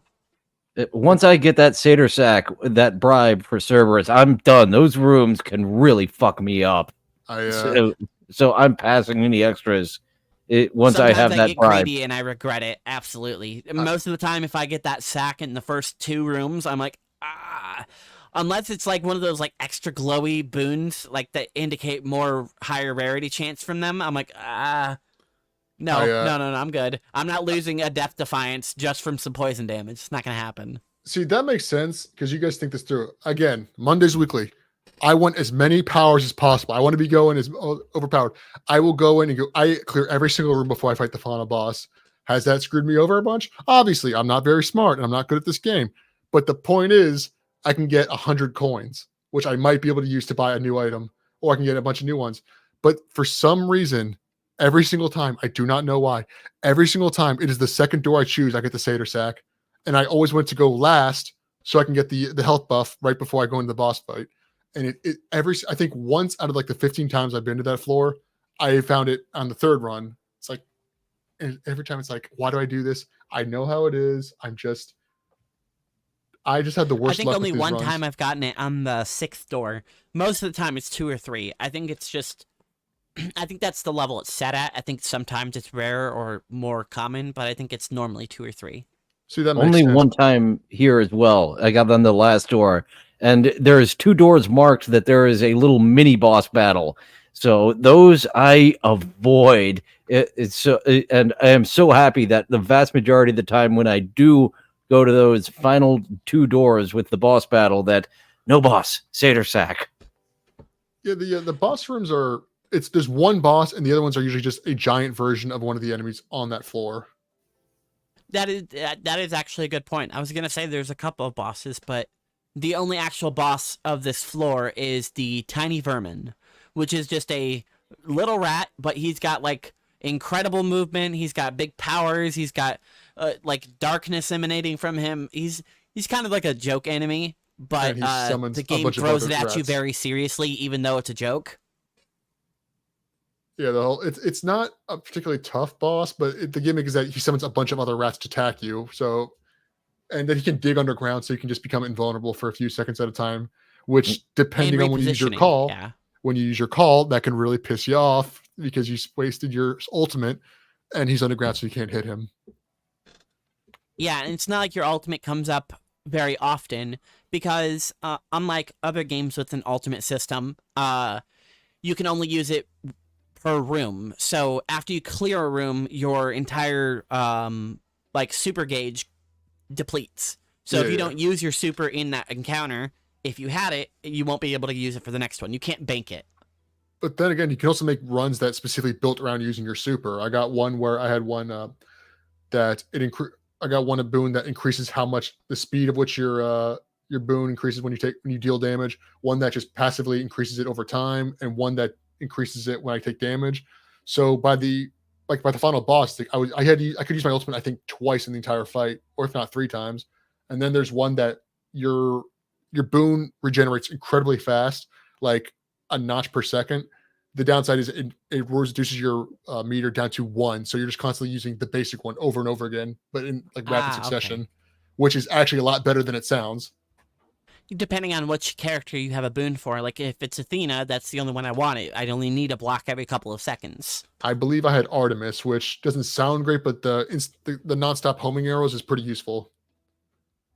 Considering they're the highest critical chance out of, I think, any of her boons. It's 35 or 40%. Well, yeah, her whole gimmick is that she's all about criticals and your casts, which is, it doesn't sound good until you actually start testing it. And then I'm not a big fan of the randomizer ones, like, oh, a 12% chance for a critical hit. It's like, okay, that doesn't sound good. But then when you start doing it, especially if you have like the railgun or the bow, it's like, oh, that you're going to get it at least every 10 hits. Right, the chance doesn't seem that low, but it all adds up. So once you finally cleared the Temple of Sticks, you leave and you take your first steps onto the surface. Or I guess if you've done this multiple times, you're back on the surface. You walk out the door and you're on the top of a mountain. It's nice and cold, and you take a few steps, and on the other side of it's not really a courtyard, it's just kind of a clearing. You see good old Dad. He is the final obstacle. You thought it was Cerberus, the big guard dog that you were worried that you're gonna have to fight. Nope, it's actually your dad. No, you're not fighting your dog. It's fucked up. Well, they mentioned that he's the last obstacle, but Never Hades, s- your dad, finally takes this threat of you leaving seriously because you had made all the way through the Temple of Styx, and he has reports that now Cerberus is back and, well, clearly not dead, so I Yeah, guess it's you like made it out. none of his none of his, I guess, employee. Technically, Hades is run like a business, which is bizarre. The underworld's run like a Right. business. Like none of his employees or his workers can stop you. It's like, so I got nothing else. I'm going to throw myself at in this one. I had to deal with this one myself, literally. And he's got two phases that are punishing phases. I'm so happy that there wasn't a third phase because I use so many death defiances just on those first two phases. Well, the only two phases. Mhm. The first couple times I fought him, I had to have Skelly's charm with me because I needed that extra death defiance. I just wasn't good enough. I wasn't strong enough yet. Now I can kind of fight him with anything I have as long as I don't have a bad build, because Sometimes I I have still enough have a innate death power. defiance left, but he will always take at least one of my death defiances. I am not good enough to dodge him and use 0 death defiances on that last boss. Unless I have a really broken build, most of the time I die at least once or twice to him. So I have to know going into the fight that I at least have one death defiance, because if I have none, unless I have a build that I can do damage while running and not attacking, I'm there's no way I'm gonna beat him. It's I consider it more of a negligible boon in the game, but one of the best ones, in my opinion, is the one you get from Ares. That when you die and use a death defiance for the rest of that room, you have like increased health and defense, which doesn't sound That's very really good. good for bosses. It's specifically good for Hades because it's a 2-part boss fight, and he's got the most health in the game. So that carries over the entire boss fight. So there are times where it's like I'm down to like I have like minimal health before the boss. I'm like I'm not going to dodge as aggressively as I usually do. Sometimes like there's ones I think I had one that I had like 12 health. I'm like any hit he's going to get me with is I'm not going to let him hit me, but it's like I'm going to focus on dealing damage. Oh, took that. Guess what? I came back and I'm like 50% stronger now. It was worth the payoff or the trade in my opinion. Yeah, my first couple of beats against Hades, that Ares buff really paid off because I knew, okay, I'm gonna die at least once, so no matter what, I'm gonna have this buff. So it's whatever percentage is on the screen, just assume that's always on, because as soon as I start fighting Hades, I'm gonna die. I think I'd beaten him once without dying, but like I got real lucky. I was just spamming my call nonstop. Oh, the As auto call. When the call auto fills up, that is such a useful one. I think Hermes gives you that one, and it's really good. Yeah, where it just automatically starts filling up. It's As Dillon mentioned, this fight is a 2-parter. So Hades starts by opening up, just throwing spear attacks at you. He will occasionally throw little fireballs that turn into skulls that, if they hit you, will stay in your body for a while, and then they'll drop later. Or if they don't hit you, they'll stay on the ground, and after a couple of seconds, they'll do like a pulse, yeah, and they're his it'll call. do like an area of effect damage that can hit you multiple times. Like most things, if you dodge through it, it doesn't have enough range or anything. But if you mistime your dodge in the wrong direction, you can get hit by the same shockwave twice. So you really have to pay attention to where you are in the fight whenever these shockwaves are going off, or you have to defeat the skulls as fast as they drop. Yeah, because otherwise you have to do more dodging. the skulls are his cast. When I'm playing the game, I realized recently it's like, oh no, this is the Hades boon moveset. If he gave you one, he got he's got a spear. He's got the exact same spear you use in the game, but magic reasons you can both use it at the same time. He had his calls. His gimmick would be like summoning abilities or enemies to fight for you or set up traps.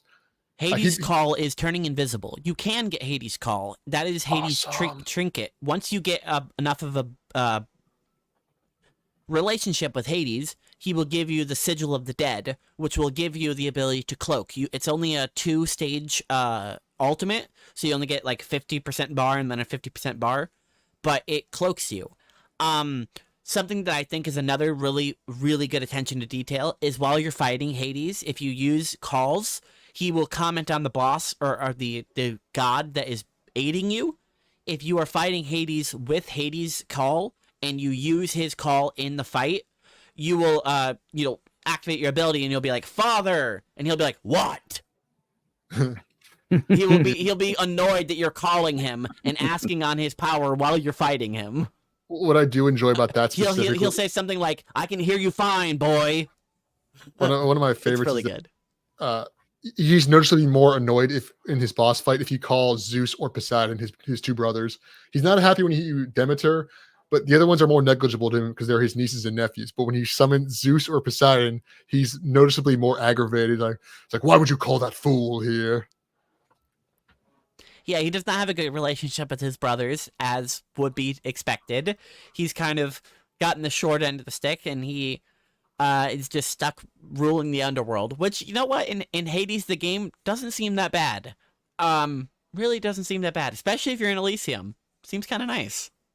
Sisyphus is the other one who is doing all right with his time in the underworld, along with Eurydice. They're both chugging along okay.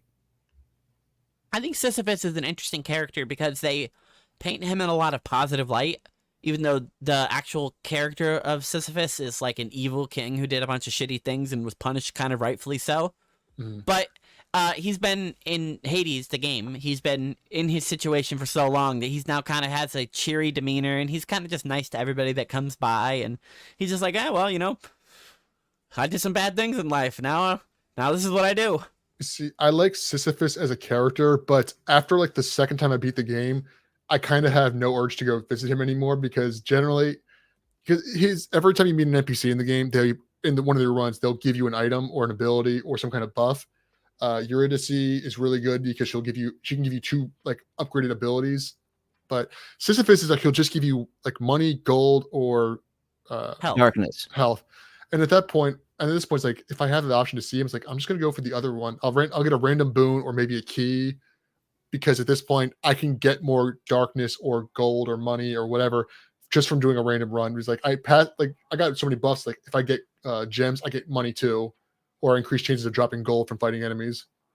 And if you're trying to min-max a run, then it can be kind of a hindrance to go into Sisyphus' room because it's one less encounter you have. So, you know, you're not really getting anything positive from him other than currency, which if you're doing good, you don't need. On the other hand, if you're doing a chaos run, that can be very helpful because that's one room. That's a confirmed room with no combat in it. So that counts against the whatever trade-off you have to do. Is like you can't. Your dodge is reduced. Your damage unless the boon says encounter. If it's clear rooms with this, then it'll work. But if it says clear encounters, then it has to be a room with enemies. Okay, yeah, it's a good point there. Which is kind of just unfortunate. So like I said, unless you're seeking out what he has, unless you're doing a run farming for darkness or something, I almost skip Sisyphus every time now. Yeah. Whenever Dillon brought up Sisyphus, I was like, oh yeah, he's in this game. I forgot about that. I don't interact with him ever. He's very likable, and he's very useful in the beginning of the game when you first start playing. Like the first couple runs, he's super useful, but after that, it's like it's not worth your time to go see him in most cases. I wish they kind of gave him a buff later on. Like maybe there's a chance he'll give you a fourth option, or there's a chance there could be some random items in the room, just something to encourage your chance to see him. I like him, but it's not like Eurydice where can get it confirmed at least one super increased rarity buff for my boons. I think a simple change to him would just be always give you health, and then the option between gems, darkness, and coins. Mm-hmm. Because then you get currency and health no matter what. Or the guy in Elysium, the real downer dude. Yeah, Elysium. What is his name? He's got a weird name. Yeah, you have to uncover his name by looking in the codex. He will not tell you his name. Yeah, and that's the other person. You're trying to reunite him with Achilles. And I'm far away from that, like reuniting Eurydice and Orpheus. So there's two reunitions you're supposed to do. If you need it, he's got the best ability in the game where he will completely replenish all your death defiances if you're missing one or three of them. But if you don't, he'll also give you then he'll just give you 60% extra damage for the next couple encounters. Which, those are the two I do. He's timed right before Theseus, so you'll have that extra buff before Theseus. So if you're doing good enough, you just always take the bonus damage from him. Yeah, and every time I see him, I get excited. I'm like, oh, obviously I don't want to lose the death defiance, but there are times like I'm missing one health, but I'm losing one. It's like this may have just saved your run because even the Theseus boss fight, you can still lose Death Defiance, but the final area where you're dealing with all the cultists and the satyrs, it's like that's when that poison will just burn your health so fast. Like you can't lose Death Defiance here. Focusing back on the end with Hades, once you knock down his first health bar, which can be a challenge of itself, I didn't know he had a second stage, so I got all excited because I beat him and it was a hard fight, and I'm like, oh, sweet, foof. Then he has a conversation with me briefly, and then he stands back up, and I'm like, no, no, no, no, no, no, no, no, no. I was like that meme where a second health bar appears, and it's just like panic, because I was not ready for it. Fortunately, I think the second time I fought him, I was able to beat him. I think I lost to him the first time I fought him. Every time you die to a different character, you come out of the pool of sticks, and Hypnos is one of the underworld gods. I think it's clever that he will comment on all of the different things that you get killed by. I enjoy that as well, of the Redacted. When Hades takes you out, Redacted got you again, huh? Yeah, he's curious. He's trying to figure out what Redacted is. Some people know what Redacted is, but they're not allowed to talk about it because, Hades killing you is like apparently a big deal, a big no-no. I do think it's funny because in the underworld employees, Hypnos is one of the only ones that isn't really allowed to know, because obviously Hades knows, Nyx knows, Thanatos knows, and Hypnos and Thanatos are Hypnos and Thanatos are Nyx's kids, but Hypnos is the only one that's left in the dark. I'm assuming because he's kind of a blabbermouth, because he loves to gossip. Everyone that walked in the door. He loves to gossip.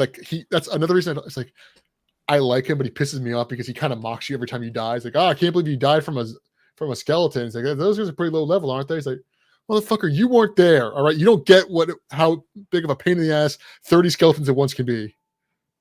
Like the witch horde getting me. That was actually a rage quit I got of losing a Death Defiance to them and just letting the little mini boss of the witch horde. I hate that. Of all the mini bosses, I hate them the most. What makes that so frustrating is because they're so weak. If you have a single Athena reflection ability, that boss fight is nothing. But if you don't, It is one of the most frustrating ones in the game. Especially if you have the fist or the sword, where you have to close the distance, or the fist and the sword, or the fist and the shield specifically, because they have no range. The sword, you can at least do the ground slam and kind of like push them away a little bit and kind of adjust with it. But the sword, but the shield and the fists, you have to close the gap and just tank all the damage or dodge through them. Well, man, I think Elysium is the hardest of the floors, but I have the most trouble with Asphodel because of all the magma and how you have to position yourself constantly to not be taking damage. Mm-hmm. But it's also satisfying. Again, I was never a Poseidon fanboy till recently. It's like, if you have his knockback powder, it's like you can push them in the lava and just a lot of them will just stick there for a few seconds and deal a significant amount of damage to their health. You can use the environments against your opponents, which a lot of games don't do, which is very, very fun to do in this game, especially with all the traps. I do like knocking enemies with traps. Traps do a lot of damage to enemies. And there are some chaos boons where you take 700% bonus damage from traps. It's like, yeah, no, I'm actually scared of traps. Usually it's like, yeah, avoid them, but they're negligible. There are times like that could ruin a run from 5 rooms where you take extra damage from them. And that is a perfect example of why I took that off my pact of punishment. For a while, I was running with it's called heightened security, where all traps do 500% extra damage. For the most part, it wasn't any trouble. I went through the first level, no problem. Went through the second, no problem. The third level, I got hit with the spear or two, and I was like, okay, this is annoying. I got to the fight with Hades, and in the second stage of his fight, he will start summoning little green pots on the ground, and the green pots, whenever they crack, will put little hands on the ground, and if you're in the hands whenever they're on the ground, they'll kind of immobilize you, so Hades can get free hits on you. Those are apparently traps. I didn't know it. I was doing a run with him, and I was doing really good. I got him down to maybe 10% HP. He caught me with one of those green canisters, and it did 150 damage to me. Instant killed me. I was like, oh my god, I'm not playing with that on anymore. I cannot risk 150 damage being taken in one hit. That's more damage than anything I've ever taken in the game. ever. I've they're been hit with Hades' most powerful attack right in the mouth. Didn't hurt that much. They're one of the worst traps in the game, but on the same page, they're also pretty nice because you can bait Hades into destroying them or activating them on his own. Because you can just hit him with a weapon and it activates them, and pretty easy to dodge. But one of my favorite things to do is Hades got the big swing move. He's got the dash, the stab, and the big circular swing. If you just bait him, he'll hit them at them, activate them for you, and then they go away in about 3 seconds. So they make it fair. They're very threatening, but they're not unfair in my opinion. It's like especially the specific boss fight is so good because it's very well thought out. They know how to balance everything. Hades has killed me a dozen times, and I've never been like, that was bullshit. It's always, God damn it, I shouldn't have done that. Because sometimes I went too aggressive or I was playing defense too long, and then I ended up tripping over something and getting myself killed. I think the fight against Hades is also a fight against endurance, because the longer you fight him, the more mistakes you make. And every time you make a mistake against him, he's just doing, oh, here's 20 damage, here's 40 damage. He's just chunking you every time you make a mistake. So if you're not beating Hades pretty quick, it can be detrimental to you. And in fact, in one of the later matches that I beat him, I was playing with the Pact of Punishment, where you have a timer on. And if the timer hits 0, you start taking like 5 damage a second. So the timer hit 0, and I instantly lost my last Death Defiance. I didn't know what damage I took because I thought I was safe. I thought I was fine. I dodged around and I just suddenly Death Defiance. And I'm like, okay, I don't know what just hit me, but I have no health left, and I was just like, I'm panicking. Trying to beat Hades, and then I hear Thanatos telling me the time's up, and I'm like, oh shit, what? No, this isn't good. So I'm watching my health just tick down, and I beat him with only 30 HP left. So I had 6 seconds left of life before I just timed out, and it's the only time where I've hit the 0 time. But I was like, oh man, that I know all of my mistakes this match. I AFK'd in a room and I was just checking text messages. I burnt some time. I went through too many of the extra rooms in the search of the Satyr sack. Yeah. I almost killed myself because I wasn't paying attention to the timer. That was my quickest. When I have that on, those are my quickest runs to make sure that time doesn't tick down like that. I will say that one sounds really intimidating, but like we mentioned earlier, if you combine that with Hermes Keepsake, the one that increases your speed if you're quick, that one becomes much less threatening to you after like the first play style. Because that's by that point you have about a 10% movement increase, and it is by that point you can really feel the difference. All right, so once you finally take down his second health bar, your father Hades takes a knee, and he kind of gracefully accepts defeat. I mean, you've killed him. It's not like he has another option, really. So Hades gives you a couple of last words, and he bleeds out, and he gasps for breath, and he's taken down the River of Styx back to the House of Hades to greet you when you get back. I'm sure he's going to have some words for you. Get but back. Now you're basically free. That was my attempt at continuing. I'm sorry. I was like, "What do you mean, go back? You're Zagreus. You beat Hades. You're free from Hades. You don't go back. What are you talking about?" I say, well, winking. maybe you forgot your cell phone. You left it on the charger. You left in a hurry. Boo! All right. Anyway, so you beat Hades, and you're basically free to leave. There's even a nice doorway marked for you, and you've built up a kind of a talk with Nyx at this point to kind of indicate to you that there is something on the other end of this barrier for you. So you cross it and you find out that you're in Greece, which I guess makes a lot of sense. You walk down some snowy pathway and you come across a beautiful veritable garden, kind of a Garden of Eden in the middle of this snowy wasteland. And the big reveal here is that the entire time it's been your mom here, Persephone, the wife of Lord Hades, and, well, your mom. As Dillon mentioned, the entire game up until this point, you're kind of led to believe that Nyx is your mom because, well, I mean, the other two Death brothers are, they're his, or her, you know what I'm saying. I believe there's sons of Hades as well. It's implied too, not necessarily confirmed, but it is heavily implied. They have his skin color, and they have a lot of his demeanor. But you meet your mother, Persephone, and you have a nice conversation with her. You reconnect with her for a while. You tell her of your struggle and your journey to escape Hades. At first just to leave, but now that you know that she is existing, she's the whole reason you keep dying over and over to leave. Problem is, after this long conversation, Zagreus starts feeling sick and ends up kind of just succumbing to natural causes of some sort. He bleeds out and dies right in front of her. That was a pretty good hypnos, honestly. Yeah, really. So you get back to the House of Hades, unfortunately, because you died. And now you are reinvigorated because you have to get out of there again. You confirmed that your mother is real, and your life is a lie, and everything you've been doing is worth it, and there's a real purpose to get out of there. So this is where the game really starts. Is after your first defeat of Hades. You think that it's like another roguelite where you beat the final boss, and it's like, okay, well, the story's over, and you can just keep doing it over and over, or whatever. Nope, Hades, like I said, the whole story is built on you dying over and over and over. Even when you beat the game, you will eventually die because Zagreus can't live on the surface. He's got kind of a curse. He's tied to the underworld. He is cursed to be unable to live on the surface for more than a short conversation with his mother. So yeah, it's implied he gets like maybe 2 or 3 hours before he dies. I think it really depends on how much stamina he has getting out of there, too, because sometimes he dies during the first conversation. Sometimes there's time passes.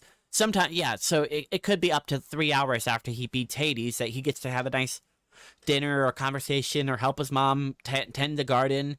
And during these visits, you start building a relationship with her and uncovering why aren't you in the underworld? Why aren't you still here? If you knew I was down in the underworld, why would you leave? And it comes to figure out that, well, she didn't know that you lived. She was real lying. Everyone kind of your entire life has been lying about Zagreus's birth. He wasn't even supposed to be born due to circumstances of biology and the fates. Holy lineage and stuff like that. Zagreus, for all intents and purposes, shouldn't have been born and should have died when he was born. Yeah, it was basically. Go ahead. It was an Olympian god having a kid with an underworld god. It's like that's kind of like life and death meetings. Like, yeah, Zagreus shouldn't really work. It's implied that Hades himself makes a deal with the fates to bring Zagreus back to life. And as anyone that knows anything about Greek mythology, the fates really don't like bringing people back to life. They don't really do that. Their job is to kill people. So as you go on, it's like, why did this happen? And what did you have to do to bring me back? Because that's a pretty tall order, even for one of the 3 big gods. And this is where the real story comes in, is Zagreus now trying to find out, who am I? Why am I? What is going on? What is with all of the lies? What's with all the secrecy? And you are the only one stubborn enough and able to die literally over and over. So you're the only one actually capable enough to solve this just through sheer tenacity.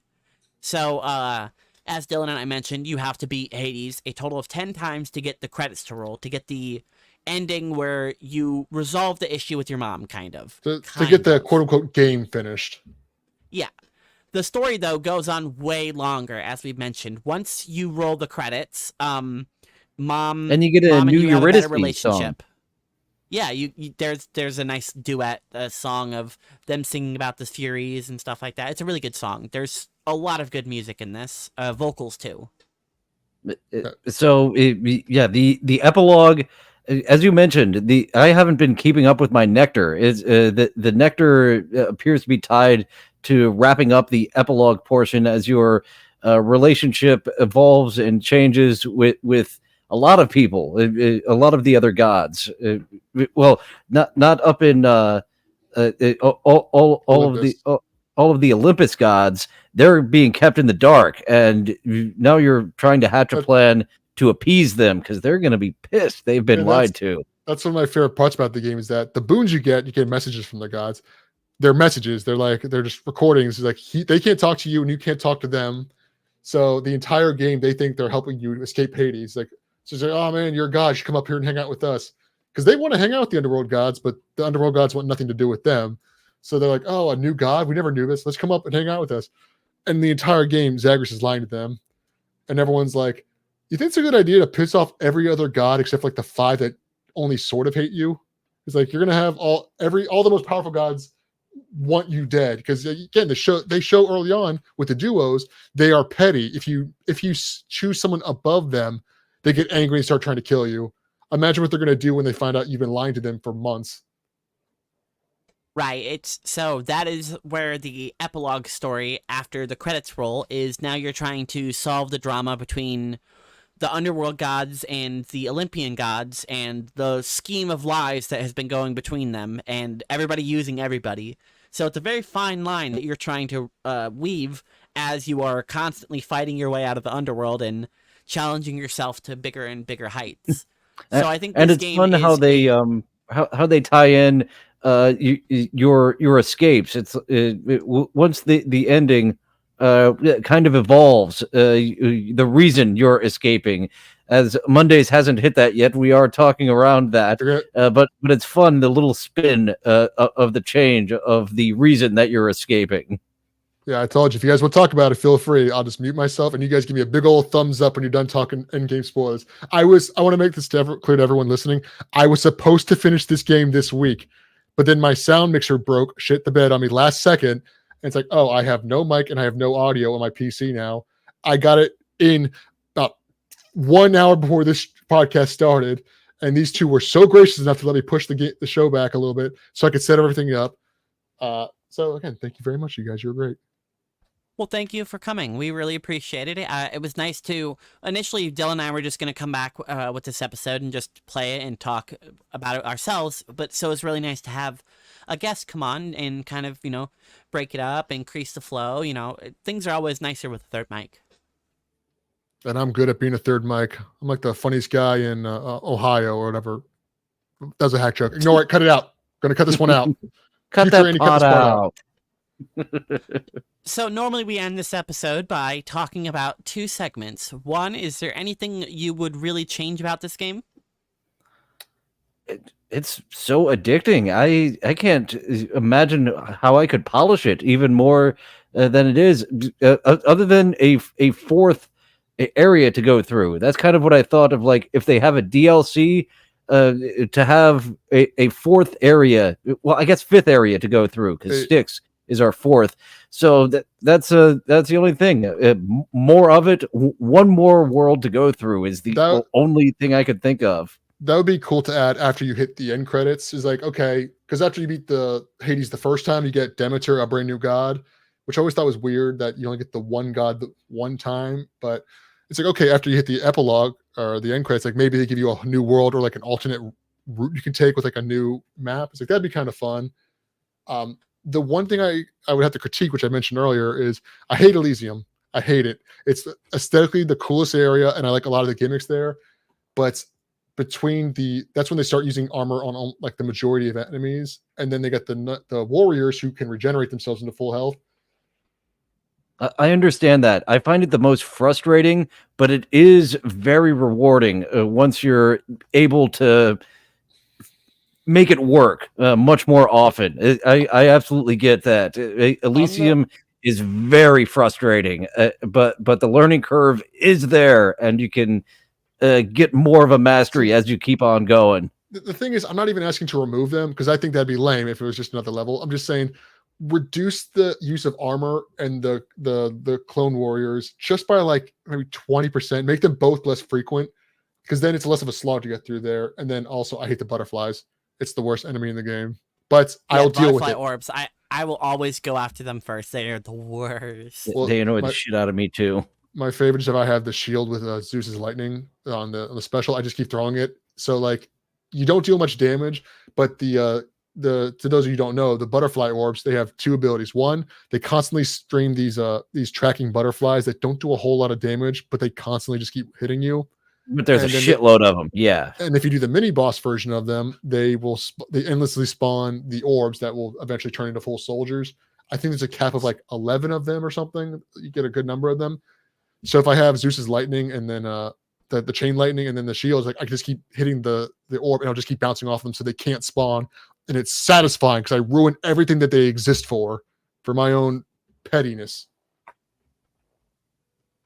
For me, I think the only thing I would change or add is I wish there was, like other roguelites, some of the levels had 2 different bosses you could fight.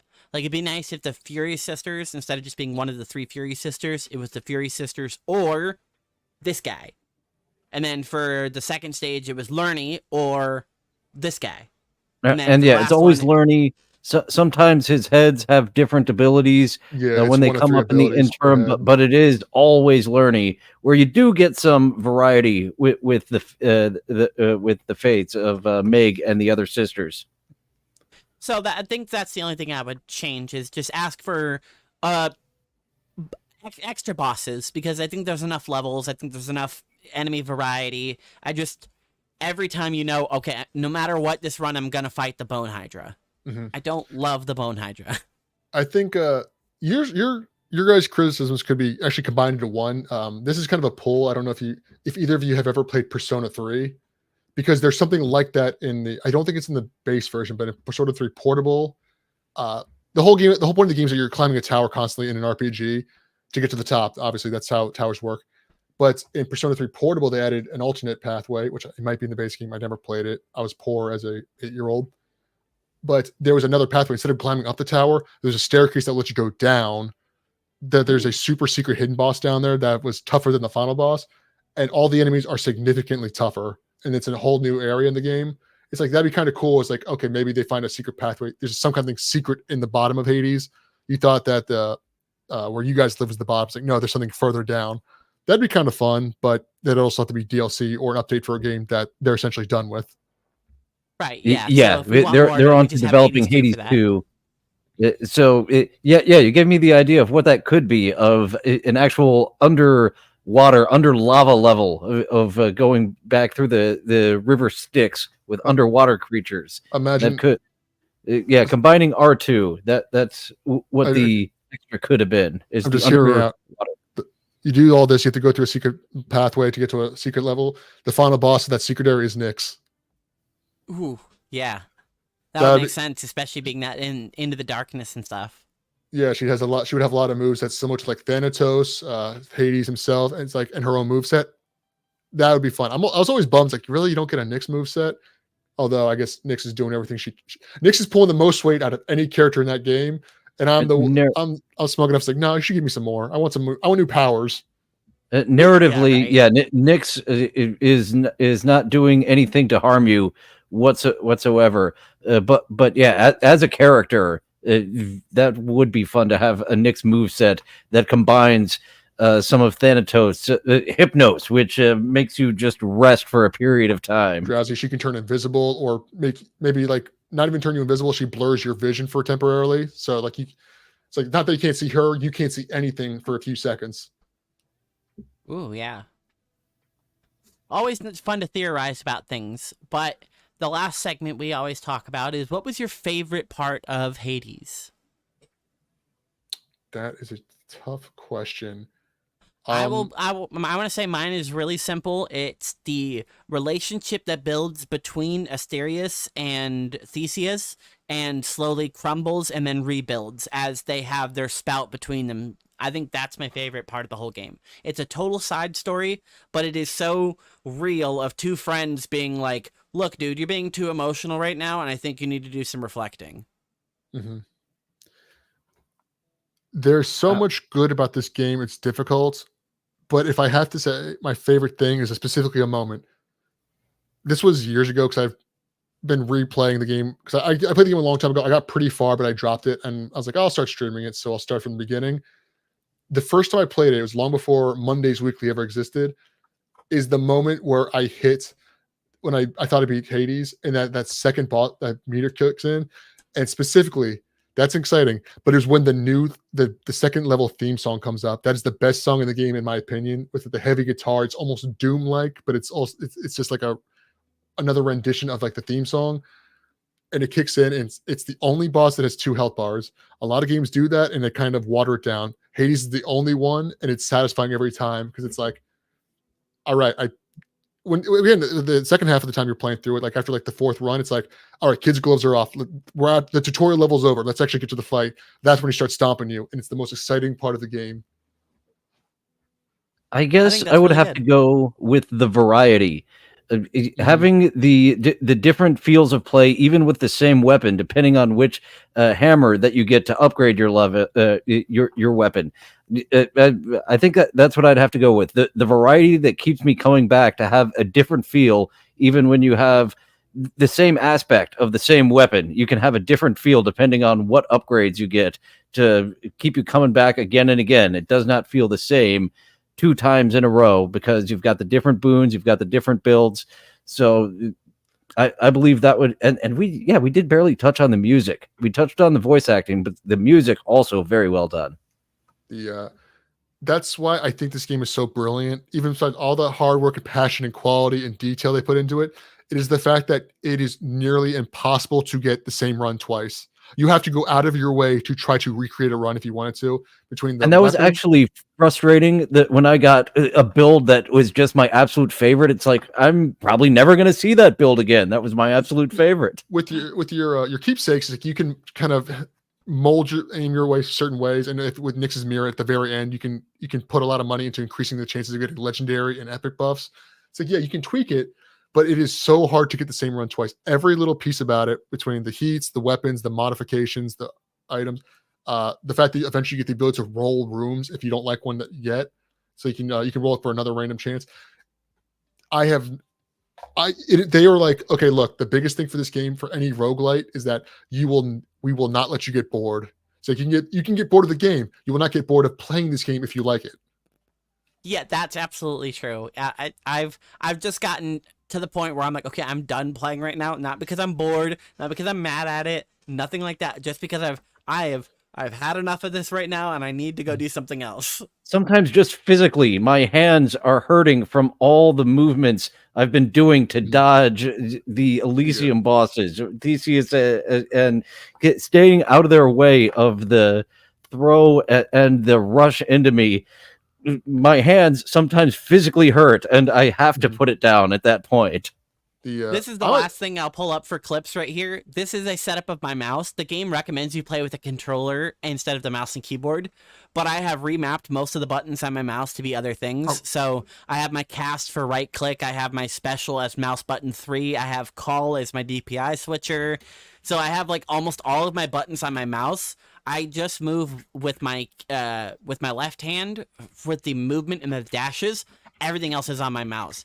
So sometimes I will just like consciously be paying attention of how many button presses I'm doing on my mouse. And I'm like, I'm pressing every button on my mouse right now. Yeah, it's I would say I'm a huge fan of roguelikes and roguelites. This is the best one, even though it's not my favorite. My favorite's probably Risk of Rain 2. But there are times I'm like, yeah, I enjoy this game. I love this game to death. But they're like, I've played a lot of runs that are almost identical.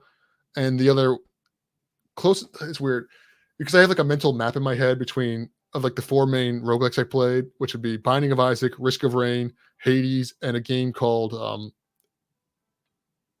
why do I play this game all the time? Not House of the Dead, Dead Estate. Dead Estate. It's an indie game. It's an isometric, just like Hades, but it plays sort of like it's like a point and click shooter, I guess is the word. I'm not good at words, but Hades is the highest quality by far. And it's like, because I've never been bored. I guess the closest one, if you don't want to play the same run twice, would probably be Dead Estate, because there's a lot of similar things to it. You can re-roll random items. But like, look, again, I'm definitely biased, but Hades is so fucking good. I love Risk of Rain. It's top 20 games for me. Hades is significantly better in quality and replayability. All right. Well, we're going to start wrapping up. Of course, we're going to give you a chance to do some plugs. Dillon, why don't you tell the people what you're up to and where they can find you if they want to check out more of the stuff that you're up to? Dillon from Somewhere over on YouTube Tuesday and Wednesday for the rest of July. Taking off Thursdays, but regularly Tuesday through Thursday, 11:30 a.m. Eastern. A few different show concepts we've got there. I believe I'll be launching a Rumble channel soon. Same reason that I put our show on hold, Nerds Without Dates, is because we got hey, knock it off with those clips. So I got the itch to do that again with successful failures, and I tested them on a burner account, and still they're forget about that okay we gave you. So I do have the itch to do a review show that is going on hiatus, will have to not be on YouTube. Still exists over on Twitter. So Twitch, I get very little traffic, but Dillon from Somewhere is over there Tuesdays through Thursdays, except for the rest of July. Only Tuesday, Wednesday, 11:30 a.m. Eastern. Well, thank you so much, Dillon, for coming back. It was nice to have you. And, of course, we have a returning guest Mondays. Thank you so much for joining us. I know you do some stuff. Tell the people where they can find you and what you're up to. Well, thank you guys for having me again. It's always a pleasure to talk to you too.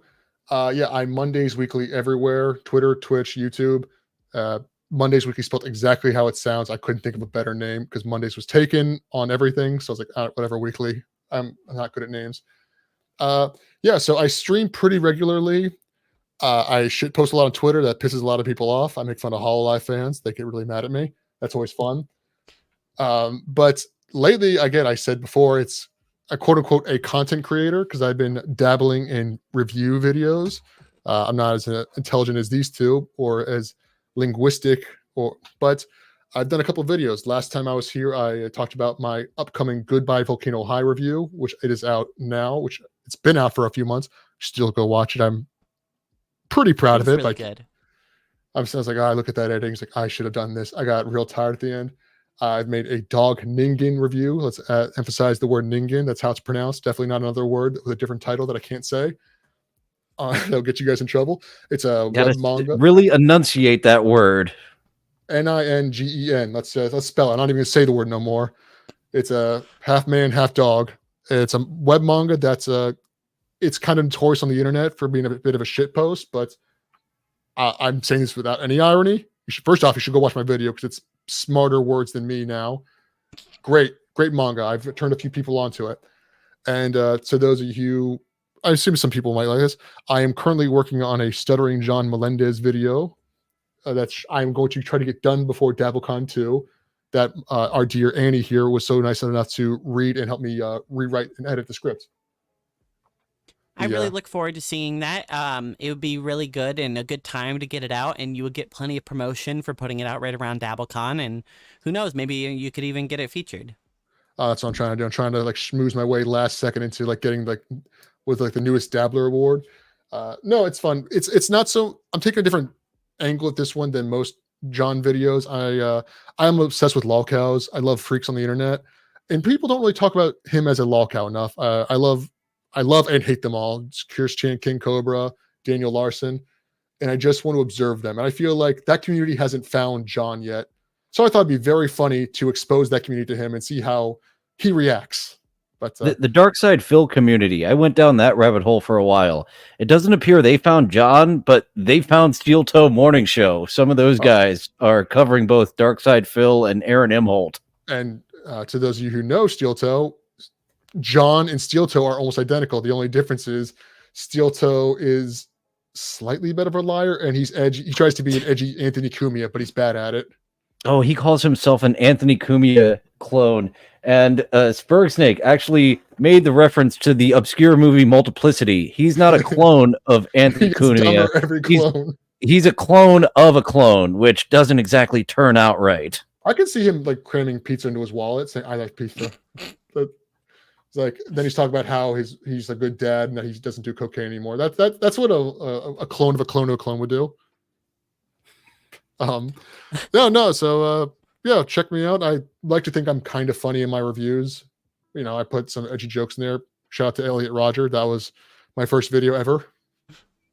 But yeah, I want to thank you guys once again. I had a great time, and hopefully next time things won't shit the bed and I can finish the game properly before we go on our review. We got lucky though. This is a roguelike. There's technically no endings. Yeah, Right, yeah. not Technically, really. Yeah. you've beaten it. You just haven't beaten it 10 times to get the credits to roll, or a jillion times, which none of us have done yet, to get the epilogue ending. Yeah, I barely scratched the surface. Most of us have, and people that hit the credits, like, oh, there's another 30 hours worth of gameplay here and secret dialogue that I've never found. Well, again, thank you so much both for joining us. We'll be coming back in 2 weeks on the 17th to talk about Prey 2017 with guest Spurg Snake, unless that gets canceled or pushed back. But at the moment, that's what it looks like. That's another Until great game. then, thank you so much, everyone, for joining us. Until then, we'll see you next time.